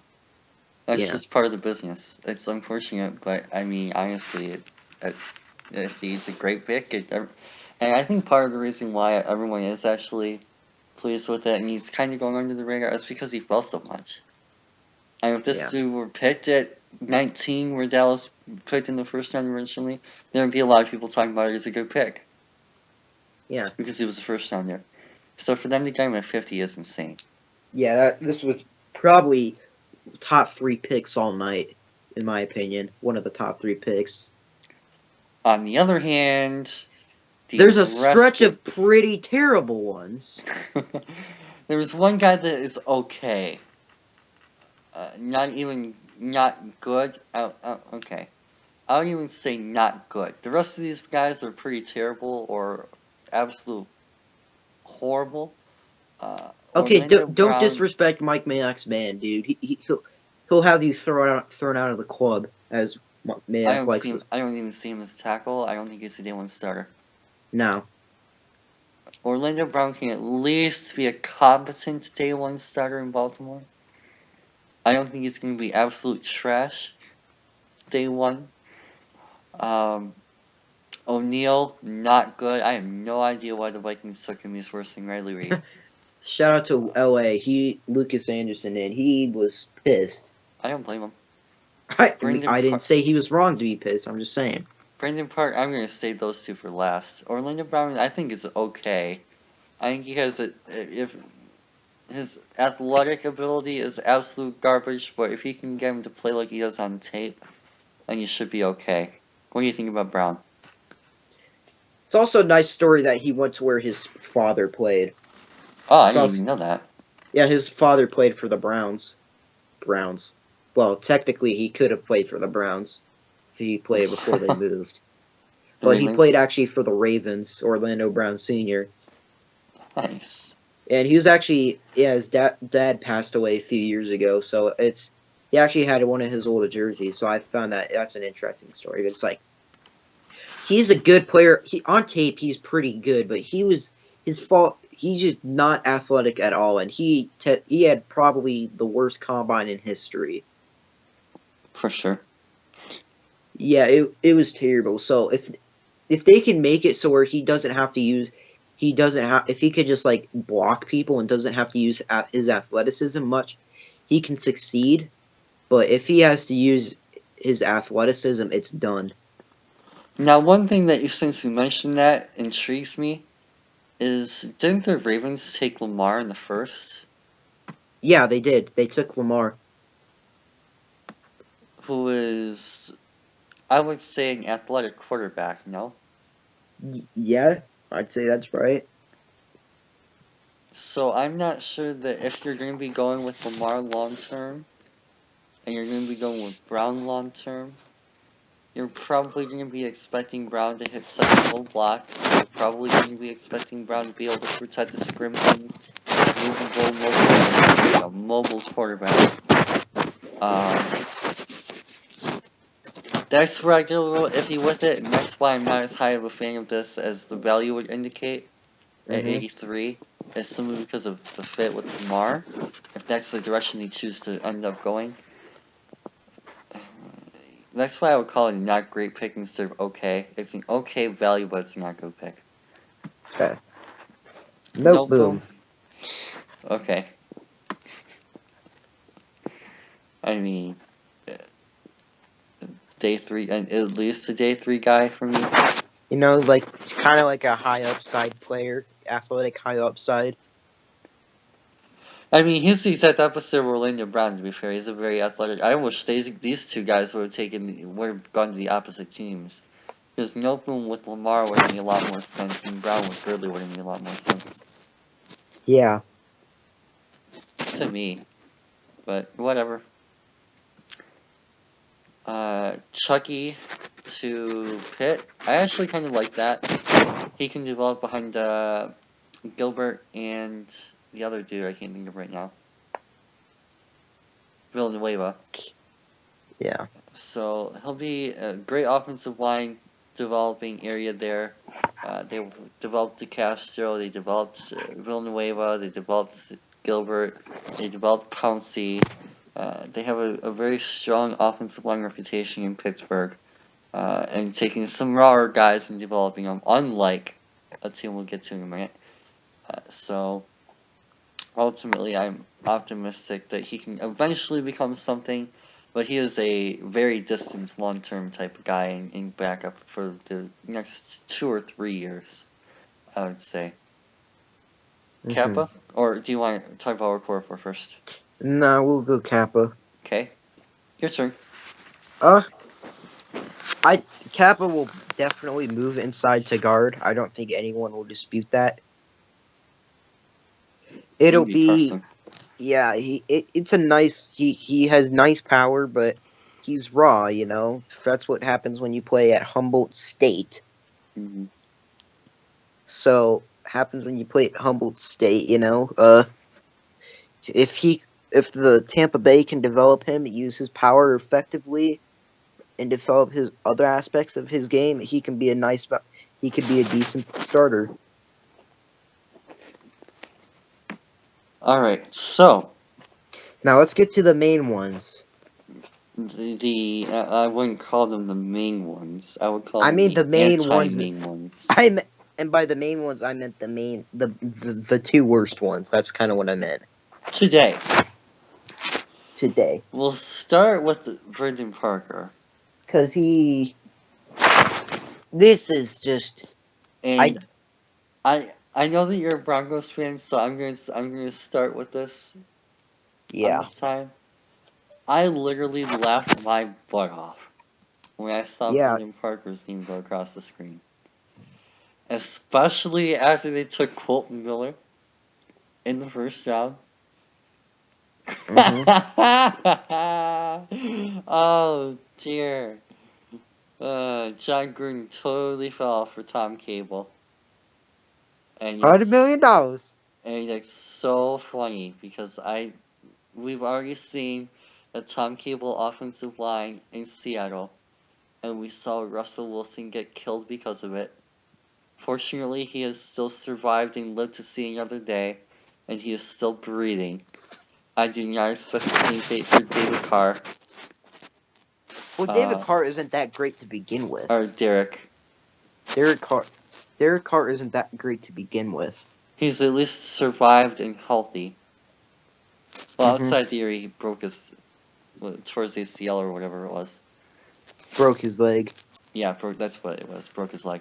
Outside the time where he broke his leg, he's actually been kind of healthy. I don't expect that to be the case with these two, and Tom Cable is their coach. Do you? No, I was like, thank God Mark Davis went for the big name, because I knew he was gonna draft. Like, I just knew it. John Gruden drafts big athletic people. You know, he thinks it's the 1990s into early 2000s again. I think it was more Cable with the O-line though too. Yeah, a combination of. It's just like I don't understand it. Like, I'm like, you want Brandon Parker. So imagine having Brandon Parker and Colton Miller as your ends. One side you have Bradley Chubb, one side you have Von Miller. Or you have one side you have Joey Bosa, one side you have Melvin Ingram. Oh my god. It will be a goddamn field day. Or even worse, you put Von Miller and Bradley Chubb on the same side, so you can't double team them. It's just like it just. Carr. I would get that man health insurance if I were Oakland right now. I get him life insurance. That's what I meant. Yeah, life insurance. That dude. Yeah, it's just Thank like God it's for them for having Felicio Simile and Rodney Hudson. Yeah, like I literally laughed my ass off because it's like I'm like I knew as soon as I saw Colton Miller, I'm like they're gonna suck. This draft they're not gonna draft well because I don't. He may not been the best value, but I sure as hell would have rather taken Connor Williams or Isaiah Wynn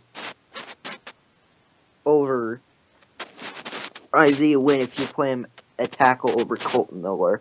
I would have taken Orlando Brown over Colton Miller for Oakland. Yeah, because you already have Osemele and Hudson there. We're definitely two of the better power guys in the league. Yeah, and maybe Marshawn Lynch will actually have somewhere to go.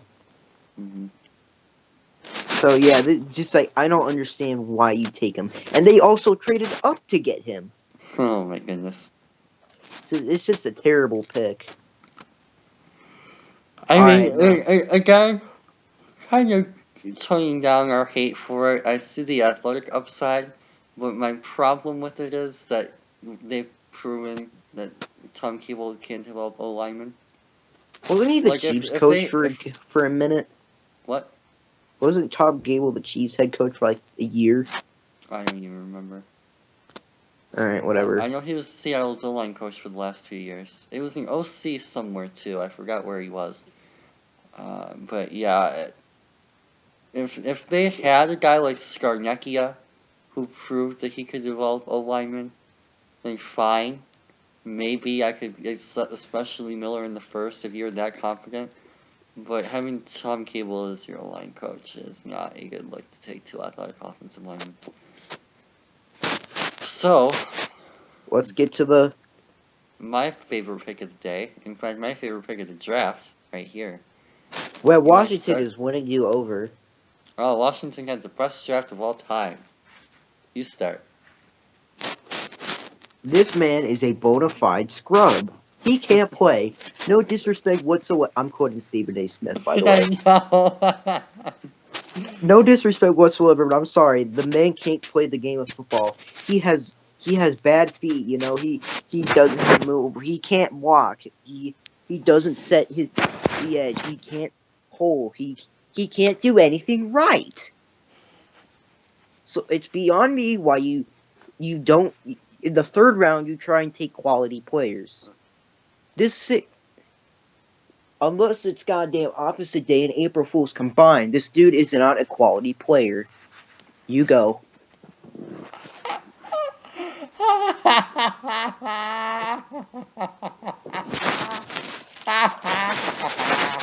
Oh my god. I think I said this in the group chat, but if I were to grade the Redskins draft with the wrong pain, which was a joke in itself, and now Gerard Christian, who I had, by the way, as an unsignable free agent. Unsignable for you. I would have to give them a million smoking sausage on the Rocky Mountains grade. Yeah. That was and even worse, they took Geis, who has character issues. Notable Yeah. character issues. If he didn't have the character issues, then fine, that kind of makes up for it a little bit. I would give them just a million grade instead of a million smoking high grade. But between Geis's character issues, Gerard Christian just being flat out absolute terrible, and Durang Ping having the upside of a 25% type snap guy. This is, as much as you hate the Raiders draft, I think I hate the Redskins draft twice as much. Dude, I love the Raiders draft. Well, I mean, well, of course. I mean, like, as far as you hate their picks, the players. Yes. I hate the players they're taking because they're terrible, but I love it because it gives us a better chance to win the division. Well, yeah, I mean, I get that, but, like, you're talking about, you know what I'm saying, right? I know what you're saying. Yeah. It's just it's an absolute disaster for Redskins. I could not see. This was my worst nightmare for Detroit. Was us taking Payne in the first and taking Christian in the fifth. And the Redskins basically made that come true. Except 2 rounds earlier for Christian. Yeah. So, yeah, I cannot be any more expressly hysterically comedic right now. I thought I was going to die of laughter when I saw that after taking the wrong Payne at 13, they took Christian at 74. That is hysterical. Oh man. So basically, whatever they do on day 3, it's going to take an absolute miracle for them to not get at least an epic fail grade. Like, for them to get past the milling grade range, it would take almost a miracle. They would probably have to land Kyle Lauletta, who I'm really high on, Shaq Griffin, EQ St. Brown,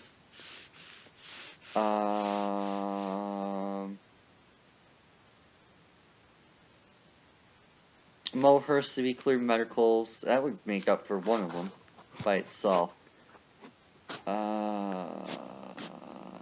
They probably would take Matt Elam over Maurice Hurst.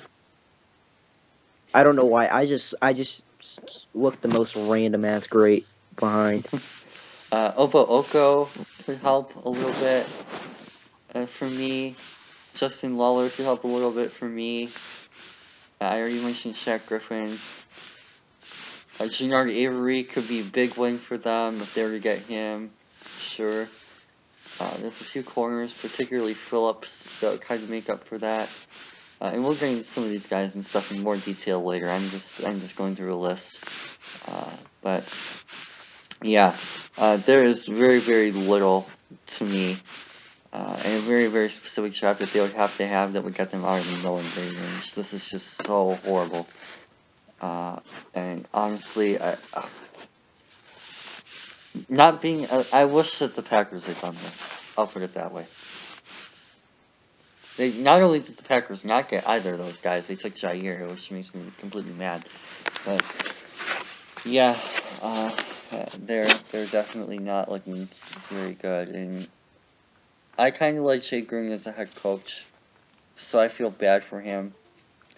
He deserves another chance wherever he goes, because he is not being given a good team to work with whatsoever.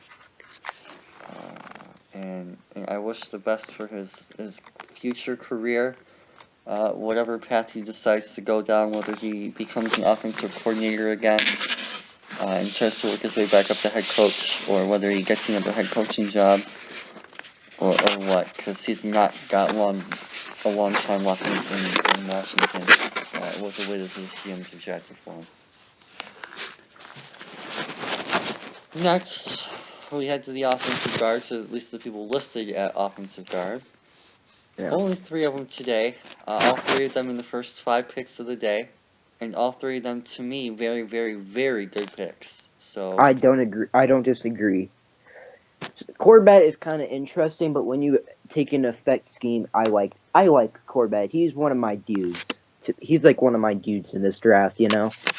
yeah, and going to the same spot that developed Batonio. I mean, considering Cleveland was able to develop Batonio, and he kind of, we talked about this in the Radnow video yesterday or earlier today, with Radnow and Swanson.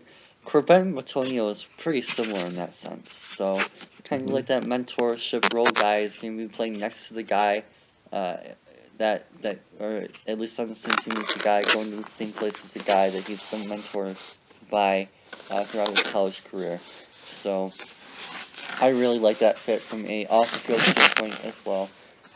And being able to be comfortable with the Cleveland area and having a guy to kind of help him grow as a person as well. On the other hand, not hating on Corbett at all, because I do like that. I think 33 was a little high, but on the other They could hand, have gotten him at 35. I think 34 was way too low for Hernandez. We talked about him a little bit yesterday, but he actually got taken today, so let's dive into this. Harold Hernandez was my second rated, I said this yesterday, my second highest rated offensive player in the class, behind Quentin Nelson. And you're getting that man at 34, and not only at 34, but you're getting him to block for Saquon Barkley. And especially with how absolutely atrocious the Giants' offensive line has been over the last few years. That is a Dave, we may access this all the time regarding German majors. That was a Dave Gettleman pick, and that is a stud pick from New York. He is going to be a day 1 game changer for that whole unit immediately.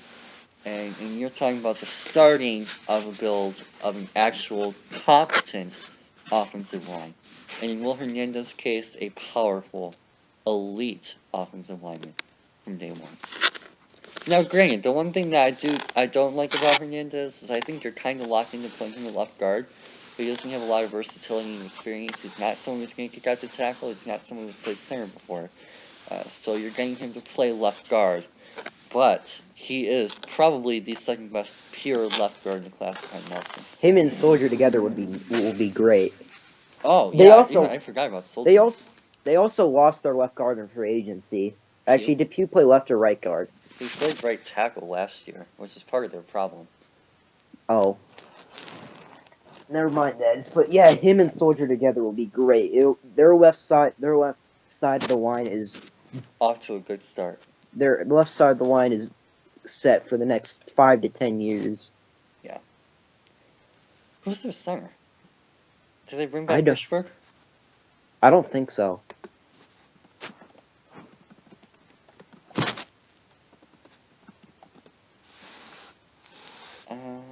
You could just also type up Weston Richburg. No, so I want to see who their singer is. Patrick. Never heard of him. Brent Jones. Okay. Yeah, Patrick Sema. He's not that great. Definitely will start over him. Why behind Eric Flowers? Okay. Didn't he go to Colorado? Huh? Didn't he go to Colorado? Who? Adam Bismawadi? Shit, maybe. I don't remember. His name doesn't ring a bell. I'm pretty sure he did. Just click on his name on the thing. Oh.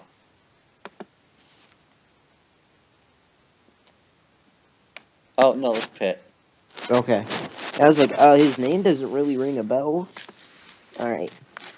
Anyway, Yeah. So it'll be interesting to see how they build the other half of the line. I'm guessing that they probably look at a center tomorrow. A guy like Brian Allen could play a role. A guy like Bradley Bozeman would be great. If the Yeah. Giants take Bradley Bozeman tomorrow, oh my, that is fantastic. So we'll see what they end up doing on the other half. But that, yeah, I forgot to sign Soldier. That left tackle and left guard spot are for sure locked. You? Or did you say everything? Yeah, I said everything. Will Hernandez will be a monster on that left guard. Sick. Finally, Braden Smith, opposite side, and holy crap, man. I mean, you're talking about getting the best right guard in the draft and the best left guard in the draft. Save Andrew Luck, man. I talk about Save Stafford in the Radnow video. I mean, Luck has been saved. Luck is now a actual competently clean pocket. He should be able to hopefully stay healthy. And man, I mean, you went from having one of the worst offensive lines in the league to one of the one best. of the better. And same thing and that's the one thing that this draft, I think a lot of people agree. If you invest in your offensive line in this draft class, you're getting a game changer on your line. And we talked about that in the Radnow video with Detroit. Detroit got a game changer at 20 yesterday. The Bengals got a game changer for their line with Billy Price yesterday. There are a couple of guys we'll talk about later. The Giants got a game changer for their line in Hernandez. And the Nelson Colts got a game changer. 2 game changers. And the Colts got 2 of them. In Nelson and Smith. That are going to totally be building blocks for the next 10 plus 15-ish years. Depending on how long they stay healthy and want to play the game. On that offensive line. So, I mean, this was the class to strongly invest in your offensive line, and Chris Ballard. And thank God he did. Chris Ballard is a legend. Yeah. Him and Bob Quinn and Price, or not Price, Pace in Chicago are that new, evolving general manager, young, bright-minded, I guess more modern general managers that are going to change the game of football and the way it's played. And I think that all 3 of these guys, you see that in this draft class. And those are going to be the types of guys that come out on top in the future. So, I'm really excited to see the Colts next year. If I'm a Colts fan, for sure excited to see what this line can do. And again, like we talked about in the Radnow video, it's not just about blocking for one side, right? You're not just talking about protecting Andrew Luck. What these 2 guys are going to do in your ground game is equally as impressive. You're getting guys who are going to be able to open holes in the middle of the line for your running back, whether that be Marlon Mack or someone you get tomorrow. And man, you're talking about a big-time explosive offense because of 2 big-time maulers in the interior. So, and pair that with Ryan Kelly, who's still very young and can develop and grow. Frank Reich has himself a nice start to an offensive line. And Costanzo at left tackle. Fantastic. I'm so happy for Colts fans right now.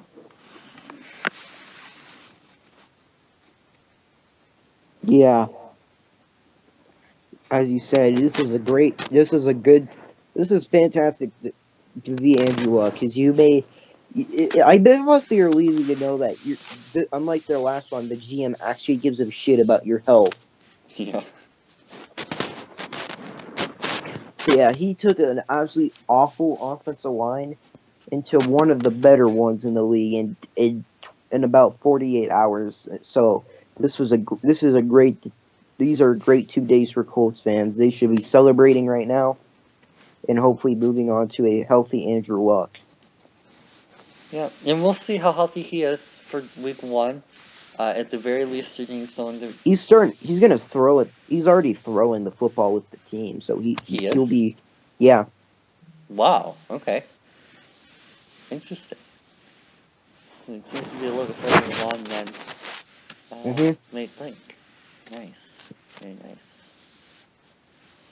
Alright, well, while we're here, I'm not sure that there's too many more offensive. I think that there was a big gap between those four and the rest of the group, at least to me, but is there anyone else that you want to point out? No. Yeah, I'm kind of with you here. We talked about a couple of these guys already yesterday. Um, Cody O'Connell is a guy we didn't really talk about a lot. He's a big dude, 6'8.5". So it might be interesting to see who takes a chance on that kind of size. Colby Stuck's interesting. He has a little bit of upside to him. A couple of other guys. Wyatt Teller is getting some attention. Jerry Jones-Smith with his insane wingspan, 36 and a quarter. Amongst others, there might be a guy or two on the back end that can make an impact. But yeah, if you got one of these four guys here, or at least two of them in the Colts case, you're very happy with yourself if you're a Colts, Browns, and Giants fan right now. In fact, I would give them a passing grade for the Jets just because of taking one of these guys. And the same thing goes with the centers too. But we'll get into that in a second. So, overall thoughts on this guard class, or at least the guys on this page playing guard, not including Williams. The top tier talent for guard is great, but the depth sucks pretty bad. At least it's listed as a guard on this sheet. Yeah, but like the top tier to really, but the depth for day 3 isn't that good.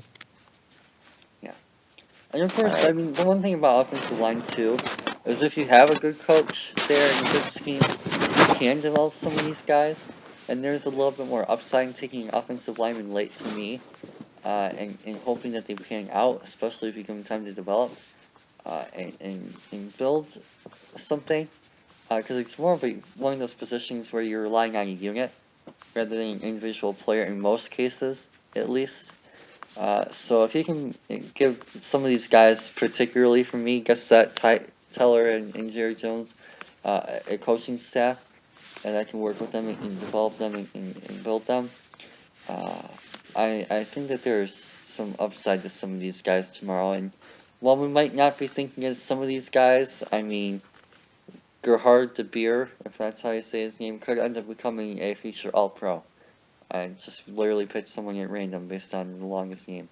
Or Vianney Talamaevo. Or the most Ty Rogers. So I mean, you could pick any one of these. You could pick any one of these names at random, and they could end up doing something. You could say that for every position, to be fair.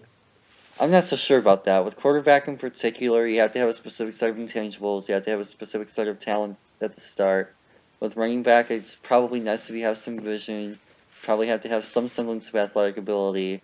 With wide receiver, you probably have to have good hands. You probably have to have a good route running ability to separate. Good size or elusiveness would help. Tight end, you have to have either receiving skills or blocking skills, preferably earlier on in your career. Defensive lineman, you have to have good upper body strength. You have to be able to push the pocket and or stop the run and pass rush. Edge rusher, you have to be able to rush the passer. Linebacker, you have to be able to either rush the passer or cover. Corner, you gotta have some basic cover skills to start.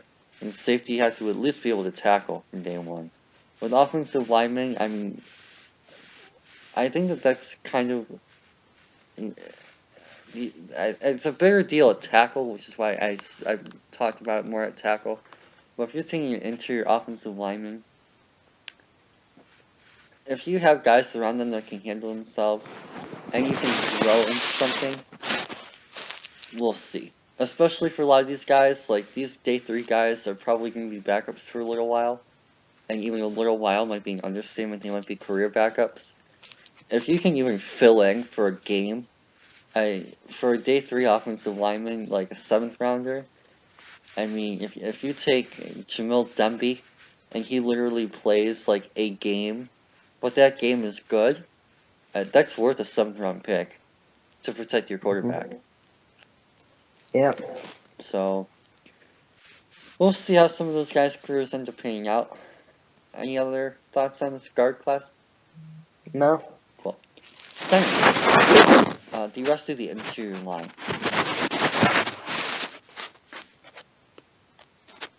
One of these isn't a center. Okay. Well, anyway, now that we've got that finished, Frank Ragnow and Billy, we've already done a video on today. Billy Price, already talked about yesterday.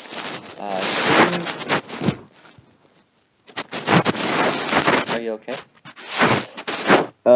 Yeah, I'm good. Okay. Swinging shirt was kind of off a little bit. James Daniels, very interesting. I'm a little bit lower on him than these two, for me. He's still good, though. I mean, for the Bears, I'm not exactly thrilled that he's going to Chicago, but, I mean, I'm okay with it. It's not something that's going to scare me. From Iowa, pretty technically sound. I mean, do you have anything on him that you want to bring up? Yeah, I mean he's nice. Like, he's technically sound. He's more of a zone blocker in my opinion. You know, so I don't know what scheme the Bears run, because I don't pay much Well, attention. we don't know to what they're going to be running either, but they have Notre Dame's offensive line coach and Matt Nagy's from Kansas City. So between those two, I would say it's most likely going to be zone related. Yeah. Yeah, zoned. Be more fit for a zone, in my opinion. Nice, technically sounded. I think he could be pretty good. Nice. We'll skip Rankin. I'll save him to the end because he's kind of not really a pure center to me. No. Mason Cole is, on the other hand, a very pure center. I would not play him at tackle at all, as we saw in Michigan last year. If you play him at tackle, he's garbage. I would say he's better than Christian.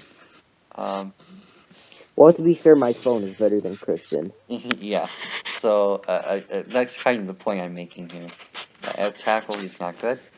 At center, he can do something.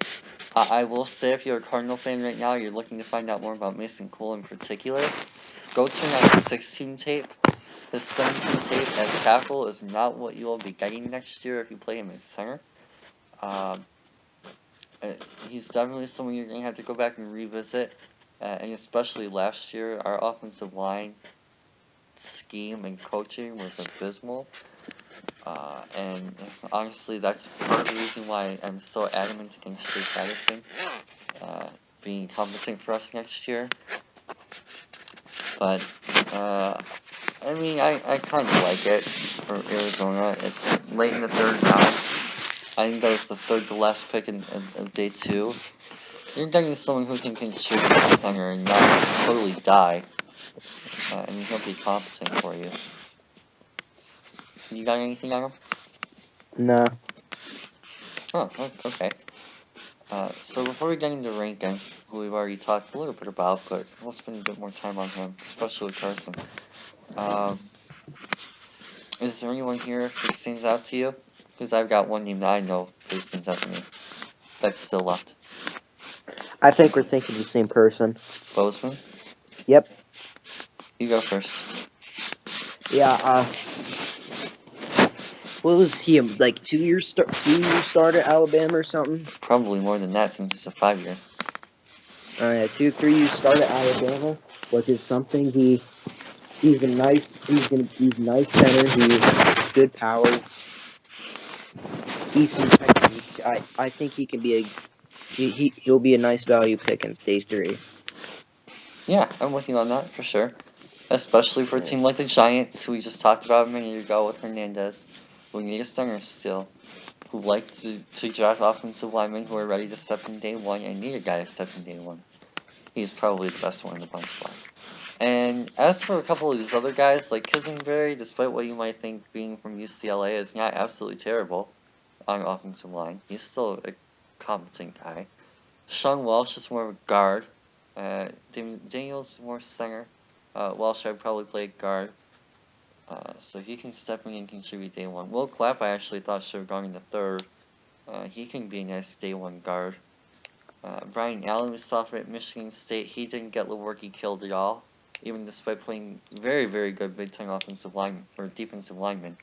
So he could be a day one contributor, I would think.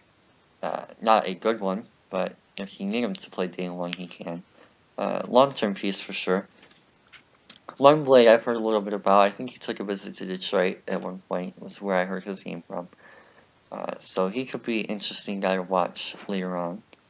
Austin Golston, he played next to Braden Smith at Auburn, so he could be an interesting name to watch.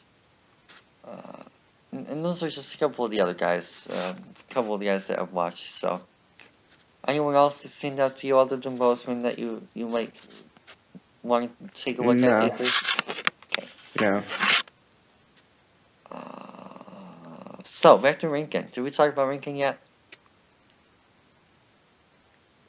No. I don't think we did. So yeah, Rankin. You go first. 80 to the Texans. I like the pick. I don't think they're going to actually play him at center, especially since I think Mace is their center. I'm pretty sure Mace is pretty good. So, yeah, I would expect him to be playing a tackle if I were Houston. Most likely left tackle to replace Dwayne Brown. And I honestly kind of like that. And to me, 80 is pretty good value.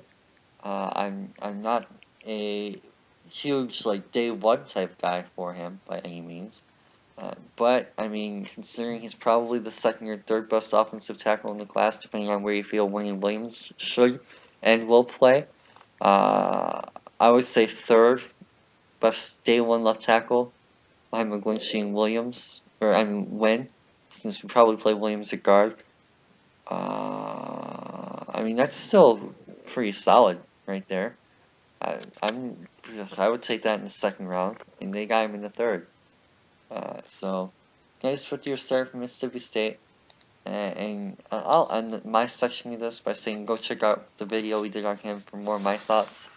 And I'll let you take this one over. Alright, so I'm going. Rankin is my number one offensive tackle in the class. He is an absolute stud. Again, he's another one of my guys. He's a great zone. He can pull. He has good pulling ability. He has nice athleticism. Nice athleticism. He's good pass protector. He can set an anchor. He's good. He sets good holes in the run game. He'll open up lanes for down to Foreman and Lamar Miller if he stays. I had him as a mid first round, so this is an A+ slam dunk pick for Houston. And we talked about fit earlier too. I'm gonna kind of piggyback off of that. You talked about Foreman and Miller. I'm more interested in what he does for Watson. Getting Watson a solid blindside protector, especially as a mobile quarterback, giving him just enough time to be able to evade pressure and not get crushed by it again, especially considering he's had, 3 ACL tears now? Yeah. Although the last one was a non-contact injury. That's which was probably interesting. worse. Yeah. To be honest with you. Giving someone to protect Watson and keep your franchise, like we talked about with a lot of these offensive linemen, keep your franchise quarterbacks safe. That's been priority for a lot of these teams. I think Houston did a good job in doing that. And especially for a mobile guy, like you talked about Rankin's athletic ability. Getting a guy, we talked about this with Orlando Brown, getting him blocking for Lamar is not really a good fit because he's not going to be able to keep up with that athleticism. I think Rankin blocking for Watson is a great fit. And he'll be able to step in and do that very well. So, very optimistic for what he can do. And it's a very low risk and high reward pick at the same time. So, which is what you're trying to do with the draft. Yeah. Very, very happy with that for Houston. So, offense as a whole. I'll ask the over-encompassing question at the end, but is there any one particular guy? Well, actually, we'll start with offensive line that you like on the offensive line that's been taken today. What? Sorry, I didn't hear what you said. Anyone on the offensive line that was taken today that you're particularly fond of, just as a unit? Because, I mean, we kind of covered these guys, like, some of these guys, like, Calvin may play guard, some of these guys, like, Wington might play tackle, so we kind of covered them separately, but is there anyone on the offensive line as a whole that you like particularly today, other than Rankin, who you just talked about? That one today? Yeah. There's probably the two big ones are Connor Williams and Braden Smith. Mm-hmm. So other than that, no, not really. I mean, it's just kind of an average to below average class minus the. Actually, Corbett is another one. So all the guards that got taken today. Are really, really good. Yeah. Yeah, I'm with you. I would stay away from the tackle class. I don't like any of them, except for Williams is listed there, but he's playing guard. None of the tackles that went today, none of the actual tackles that went today, outside of maybe Orlando Brown, and even that I don't like the fit, are going to be anything for at least a few years. These guards are going to be something from day one. And even the centers, the two centers here, are going to be something from day one. So, yeah. Ready to move on to the defensive side of the ball here? Sure. Fantastic. Defensive tackle class. There are a lot of guys here that a lot of people are seeing, and I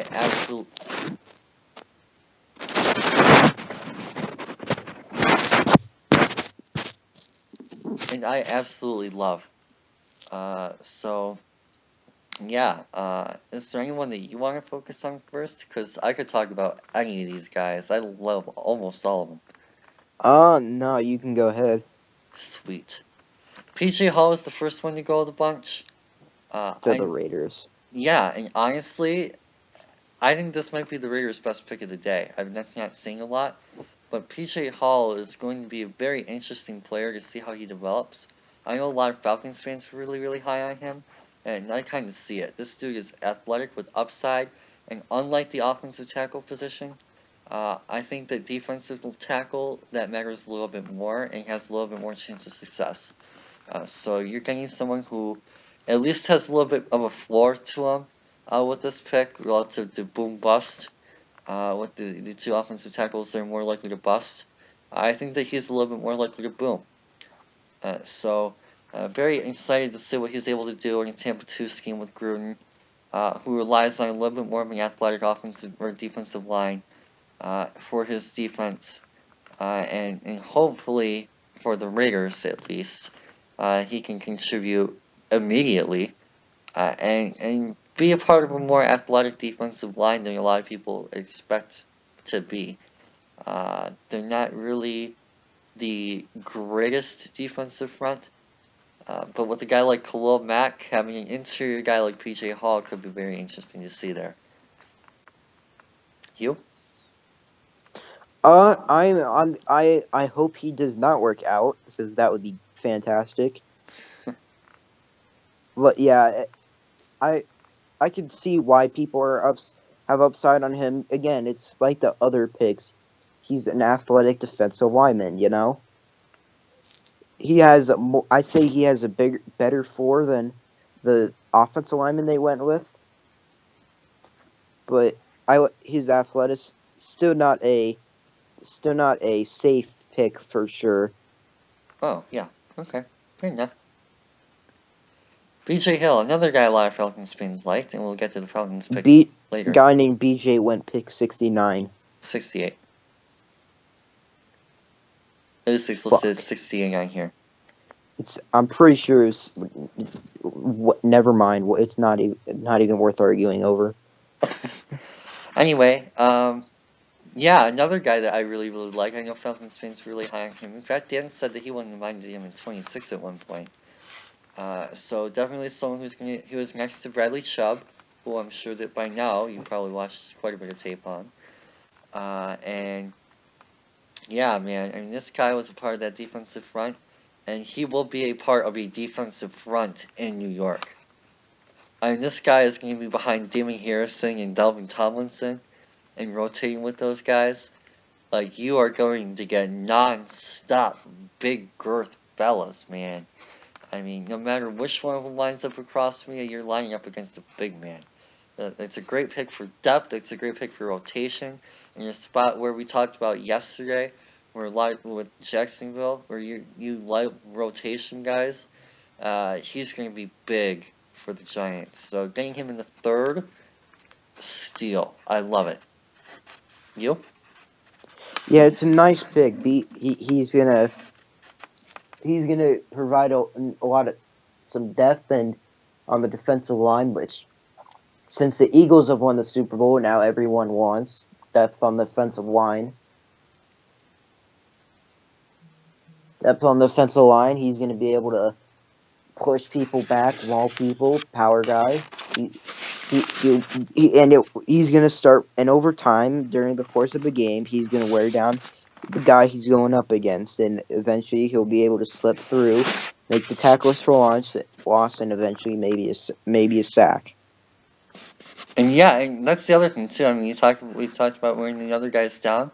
The Giants aren't going to get any of their guys worn down because they're going to be fresh. You're rotating, especially if they go to a 3D line front. I mean, you're talking about rotating between one of B.J. Hill, Dalvin Tomlinson, and Damon Harrison. I mean, obviously Harrison's that feature guy. He's a all-pro type defensive tackle, even an all-pro nose. But having two guys behind him, not only is that injury depth, and I don't even think Harrison has injury issues, but that's serious rotation depth. So, very high upside player. I think there's a little bit of a basement there simply because he's not going to be that high expectation, high upside guy. I think he has a little bit more of a ceiling, but not really a lot of upside. Do you know what I mean by that? Not really. So he has a little bit more of a ceiling and a little bit more of a max ability, but he doesn't really have an upside to it. Like, you're not really getting him to be a riser and get better every year, a guy who's going to grow over time. I think more what you see is what you get.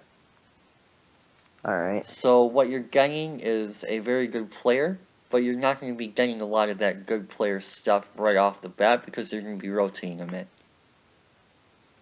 Alright.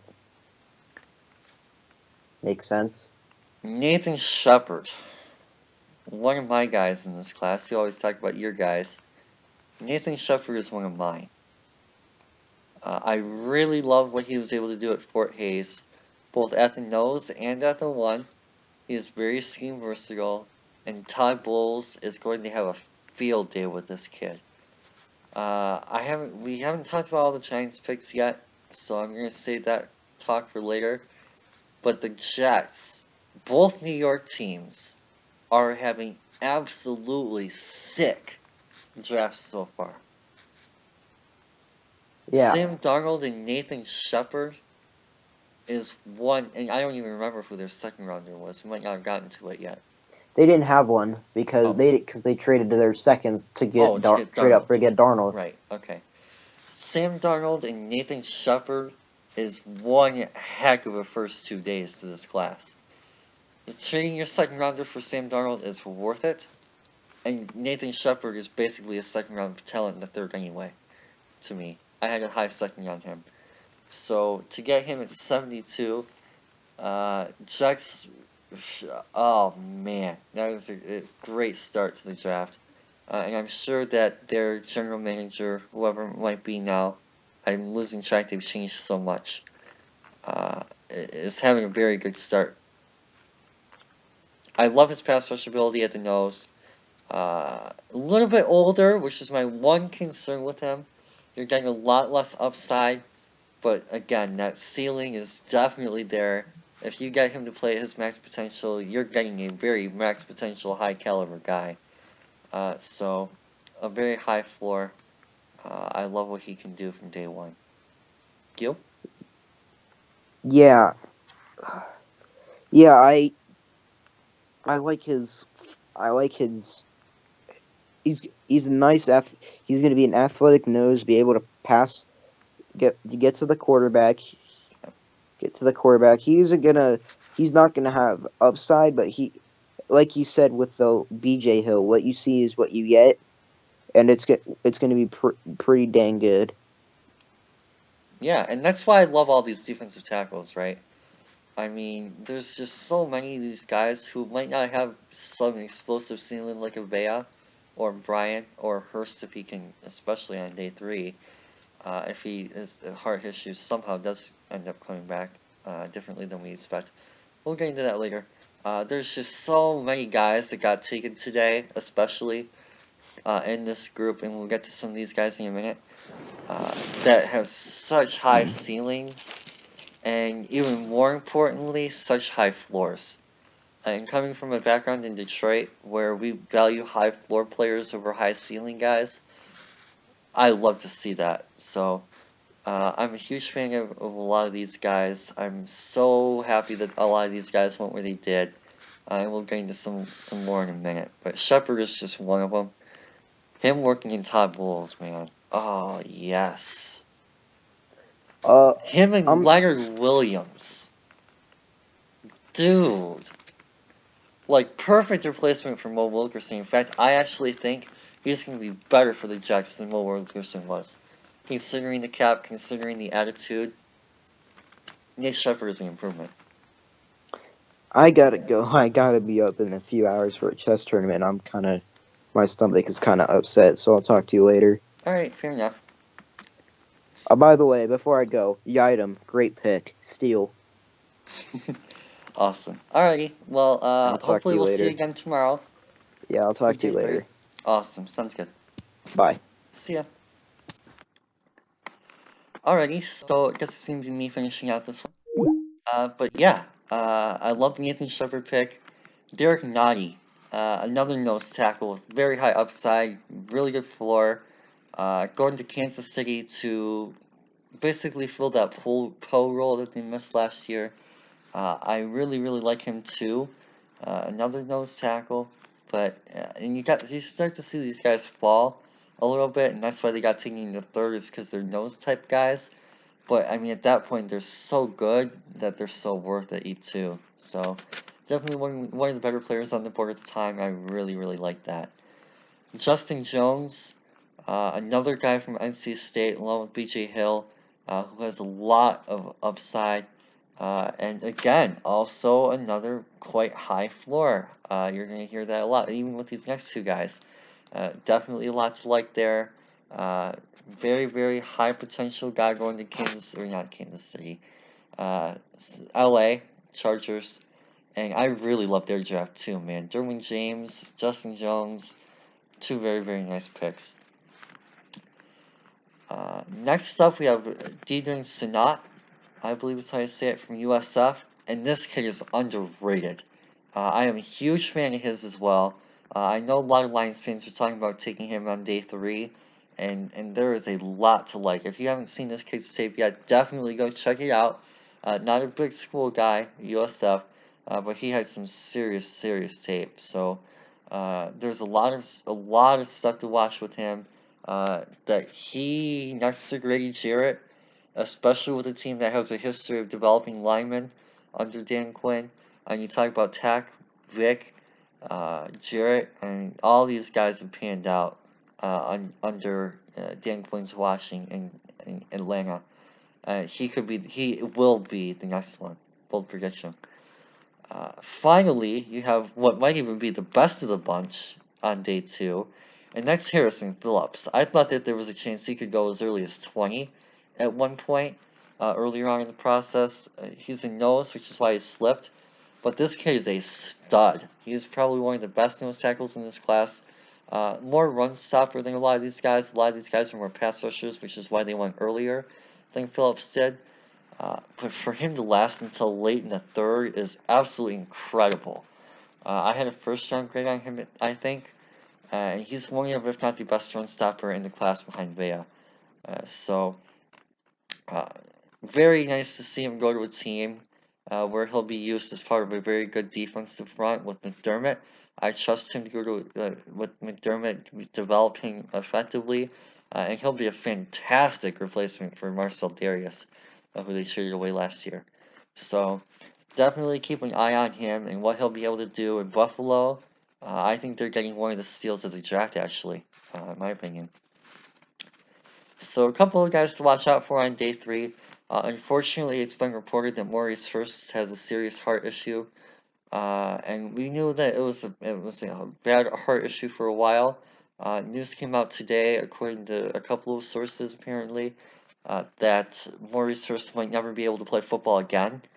I don't know how true that is, but if it is true, apparently he didn't clear almost every team's board, so he might get lucky and sign as a UDFA and get a camp invite and get even more checked out and things like that. But yeah, I really do hope for the best for the kid. As you guys know, I absolutely love him. He's one of my favorite players in the class. I had a top 10 grade on him as a player, similar to Geis, but if he's unable to play football again, I really want to see him get into coaching and scouting, because this kid has all the talent in the world. I'm sure he would be a great coach. The dude has the right attitude, the right personality, and I really am a fan of his. He was such a great impact on Michigan's defense. If you guys watched that Amazon or Netflix series or whatever it was, that came out with Michigan, you could see the impact he had on the team. He was just such a great veteran mentor. If he were to get into coaching a defensive line, maybe a defensive coordinator someday, maybe even at one point a head coach, I think that could be a great career path for him to pursue. I don't want him to give up football. I really wish the best for this kid, and I really hope he's able to stay healthy, whatever path he decides to go down in his life. A couple other guys I want to talk about here, though, too. Might be possible Lions picks here. We got Archie McIntosh.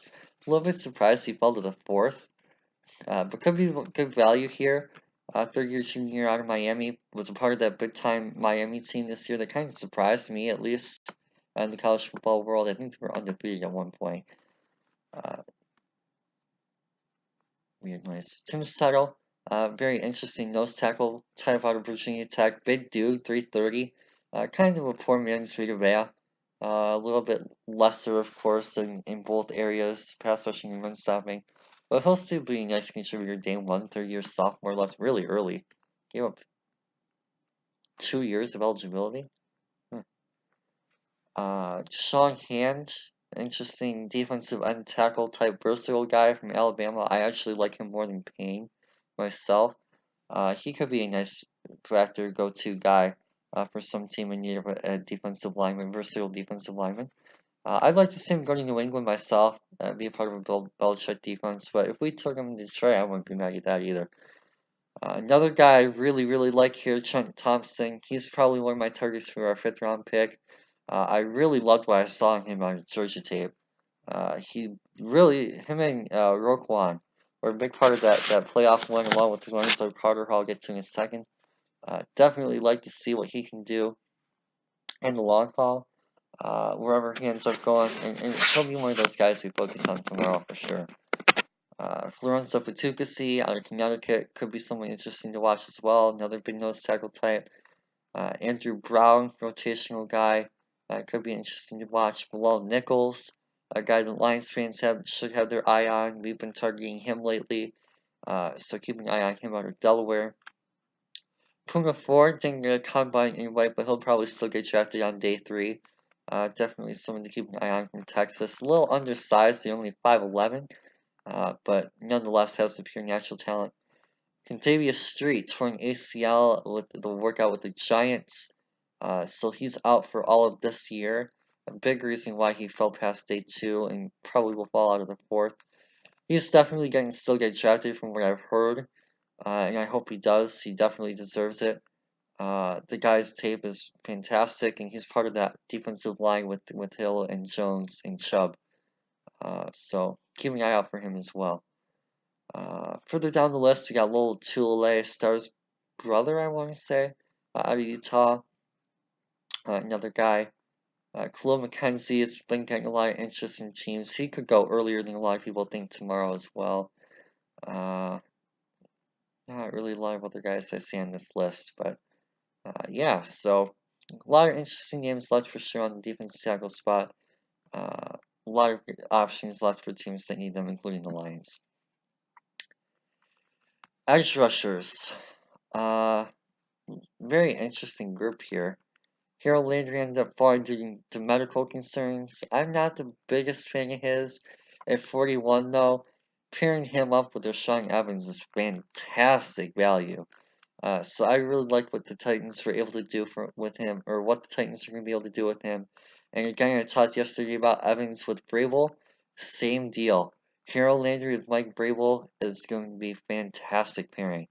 And him and Evans combined to make a fantastic class. So very happy right now if I'm a Titans fan, getting guys that not only fit your scheme, fit the athletic profile that you're looking for, but definitely have a lot of upside with while there's a floor there to them. I don't think that it's boom bust either. You're still getting a contributor. If not, I would say role player at worst for both of them. Raylan Space, a little bit surprising he went this high to Kansas City. Unfortunately, I haven't watched him a lot from Ole Miss, so I can't say too much. But Chiefs obviously really like him, and pairing him with their guy Derek Nottie here, very interesting. Definitely investing heavy on the defensive line. So good for them to do that. Build up that front for that team, and hopefully it works out for them in KC with Andy Reid's D.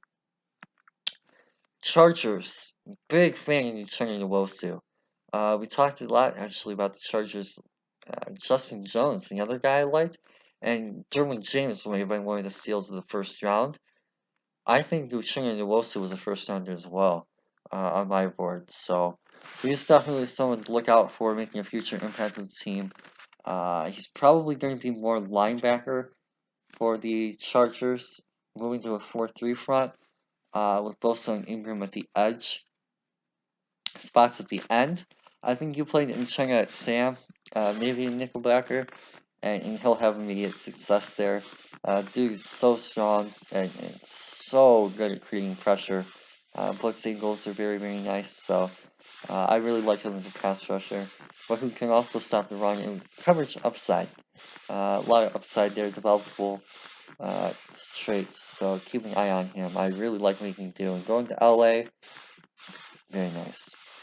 Kamiko Ture from the Rutgers football program. I believe he's been one of the highest drafted Rutgers players in a very long time. Ended up going to the Colts on the second round.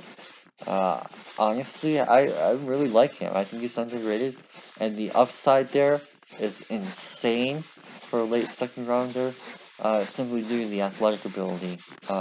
Little raw, of course, but I mean the Saints give up a future 1 for Davenport, let alone 27. Whereas you're spending a pure 2 on this guy that you basically got for free from trading down to 6, and still getting Quentin Nelson.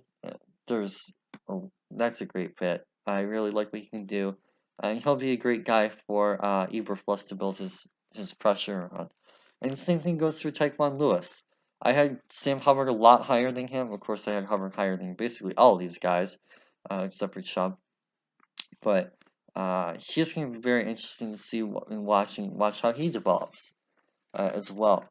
So keep an eye out on him and what he's able to do in Indy.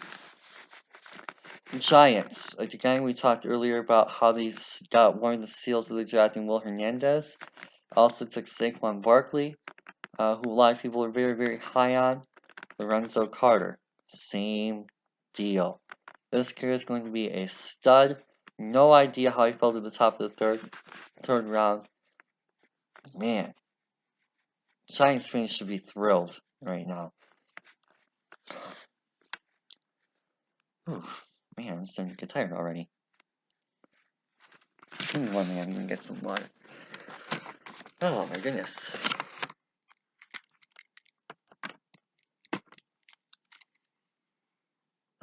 Alright.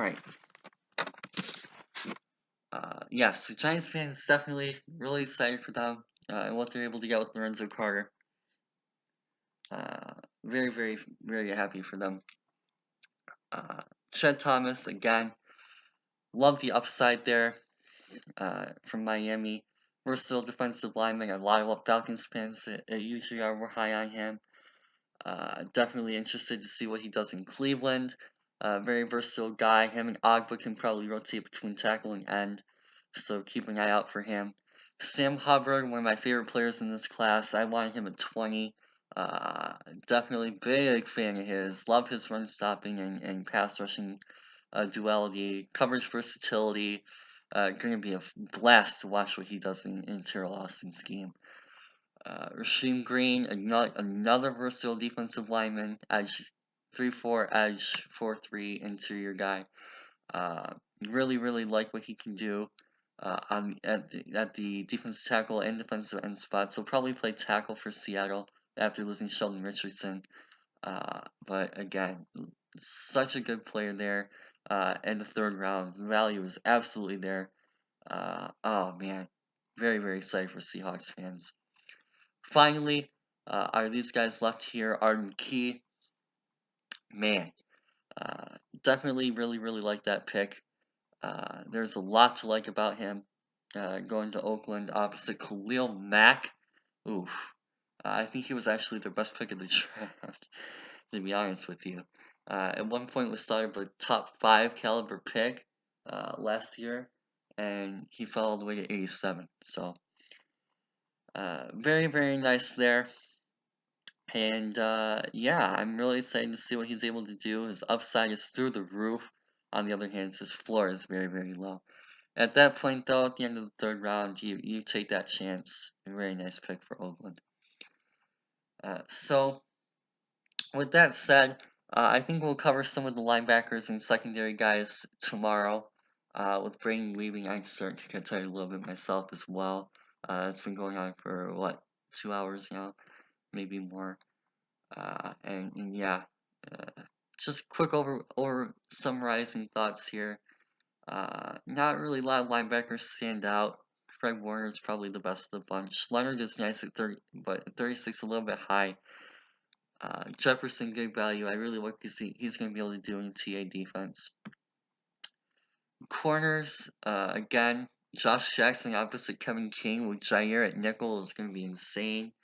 I don't really like Josh Jackson as a day one guy, but like Kevin King over the long term, those guys are very high upside. And if they can learn the technical aspects of the game, they'll be really, really good. Duke Dawson, Rashawn Golden, Ezekiel Idom, probably 3 of my favorite players in the draft. I had first rounders on all of them. I really, really love what all those guys are going to be able to do for a team. Isaiah Oliver, I know Braden is high on, so we'll talk with Braden about him tomorrow. Carlton Davis, nice fit for the Bucks there. Safeties, we'll do a video on Tracy Walker, who the Lions took, probably tomorrow. I expect that. And Justin Reed, I know Carson is very high on. Very nice fit there. Jesse Bates could be the Glover Quinn of the Terrell Austin defense. Marvin Lewis and co. just really, really stacking this defense up for Terrell Austin to have a field day with, which is good to see. I'm a big fan of Terrell Austin. If we didn't hire Matt Patricia, I would still love him here and accept him here. I really loved what he was able to do for this football team, and he stepped up for the defense in a big way when you need him to. So, wish him all the best in Cincy, and with the guys that he was able to get today at all 3 levels, with Hubbard on the line, Malik at linebacker, and Jesse Bates in the secondary, I'm really looking forward to seeing what he's able to do in that AFC North. So, I actually liked him better than Terrell. Ronnie Harrison, one of the steals of the draft, and even worse, going to the league, going to Jacksonville. Very, very interesting fit there. And two various more we'll probably talk a little bit more about tomorrow. So I know Carson is very high on him. But yeah, again, we'll try and save a lot of these guys for tomorrow, especially the corners. Who obviously go check out our videos on the guys we've already done videos on. That being Dawson, Item, and Golden. I believe we did a video on Oliver as well. Maybe not. But yeah. Again, sorry to cut this one out short, but yeah, Braden had to go, and I'm starting to get a little tired. It's been a long day for me, a long weekend as well, covering the draft stuff. So we'll come back to you with more tomorrow and Sunday. And yeah, hope you guys enjoy. If you have any questions about specific prospects, definitely hit us up on Twitter, Facebook, or Instagram. Particularly Twitter. I've been kind of trying to be active there lately with answering mentions and things if you got any. So definitely feel free to hit us up with a follow there. And of course, comment on this video or the other ones and let us know. Do you like your picks? Are you happy with your picks? A lot of fans of teams should be outside Washington, to me at least. Do you agree with our assessments on your guys' drafts? And definitely feel free to let us know what you guys think. So again, thank you guys for coming out and checking these out for us. We really appreciate it. Hope you guys like it. And hope you guys don't forget to subscribe and like these videos as well. It really helps us out and lets us know what you guys like as well. So again, thank you guys for coming in. Hope to see you guys again tomorrow with more draft coverage coming to us all weekend long from the Prospect Central 101 team, which at least for today and yesterday is Braden and I. Yeah, thanks again, guys. Definitely let us know what your thoughts are, and we'll see you guys again soon. With that, feel free to check out the rest of our videos again. I'm probably repeating myself 3 times, but I'm starting to lose my mind with all this craziness that's happened today. So yeah, see you guys again soon. If you're a Lions fan, check out our videos. I'm going to be doing one on Carry-On and Tracy Walker for sure, as well as our day 3 picks, whoever we end up taking on day 3. And yeah, see you guys.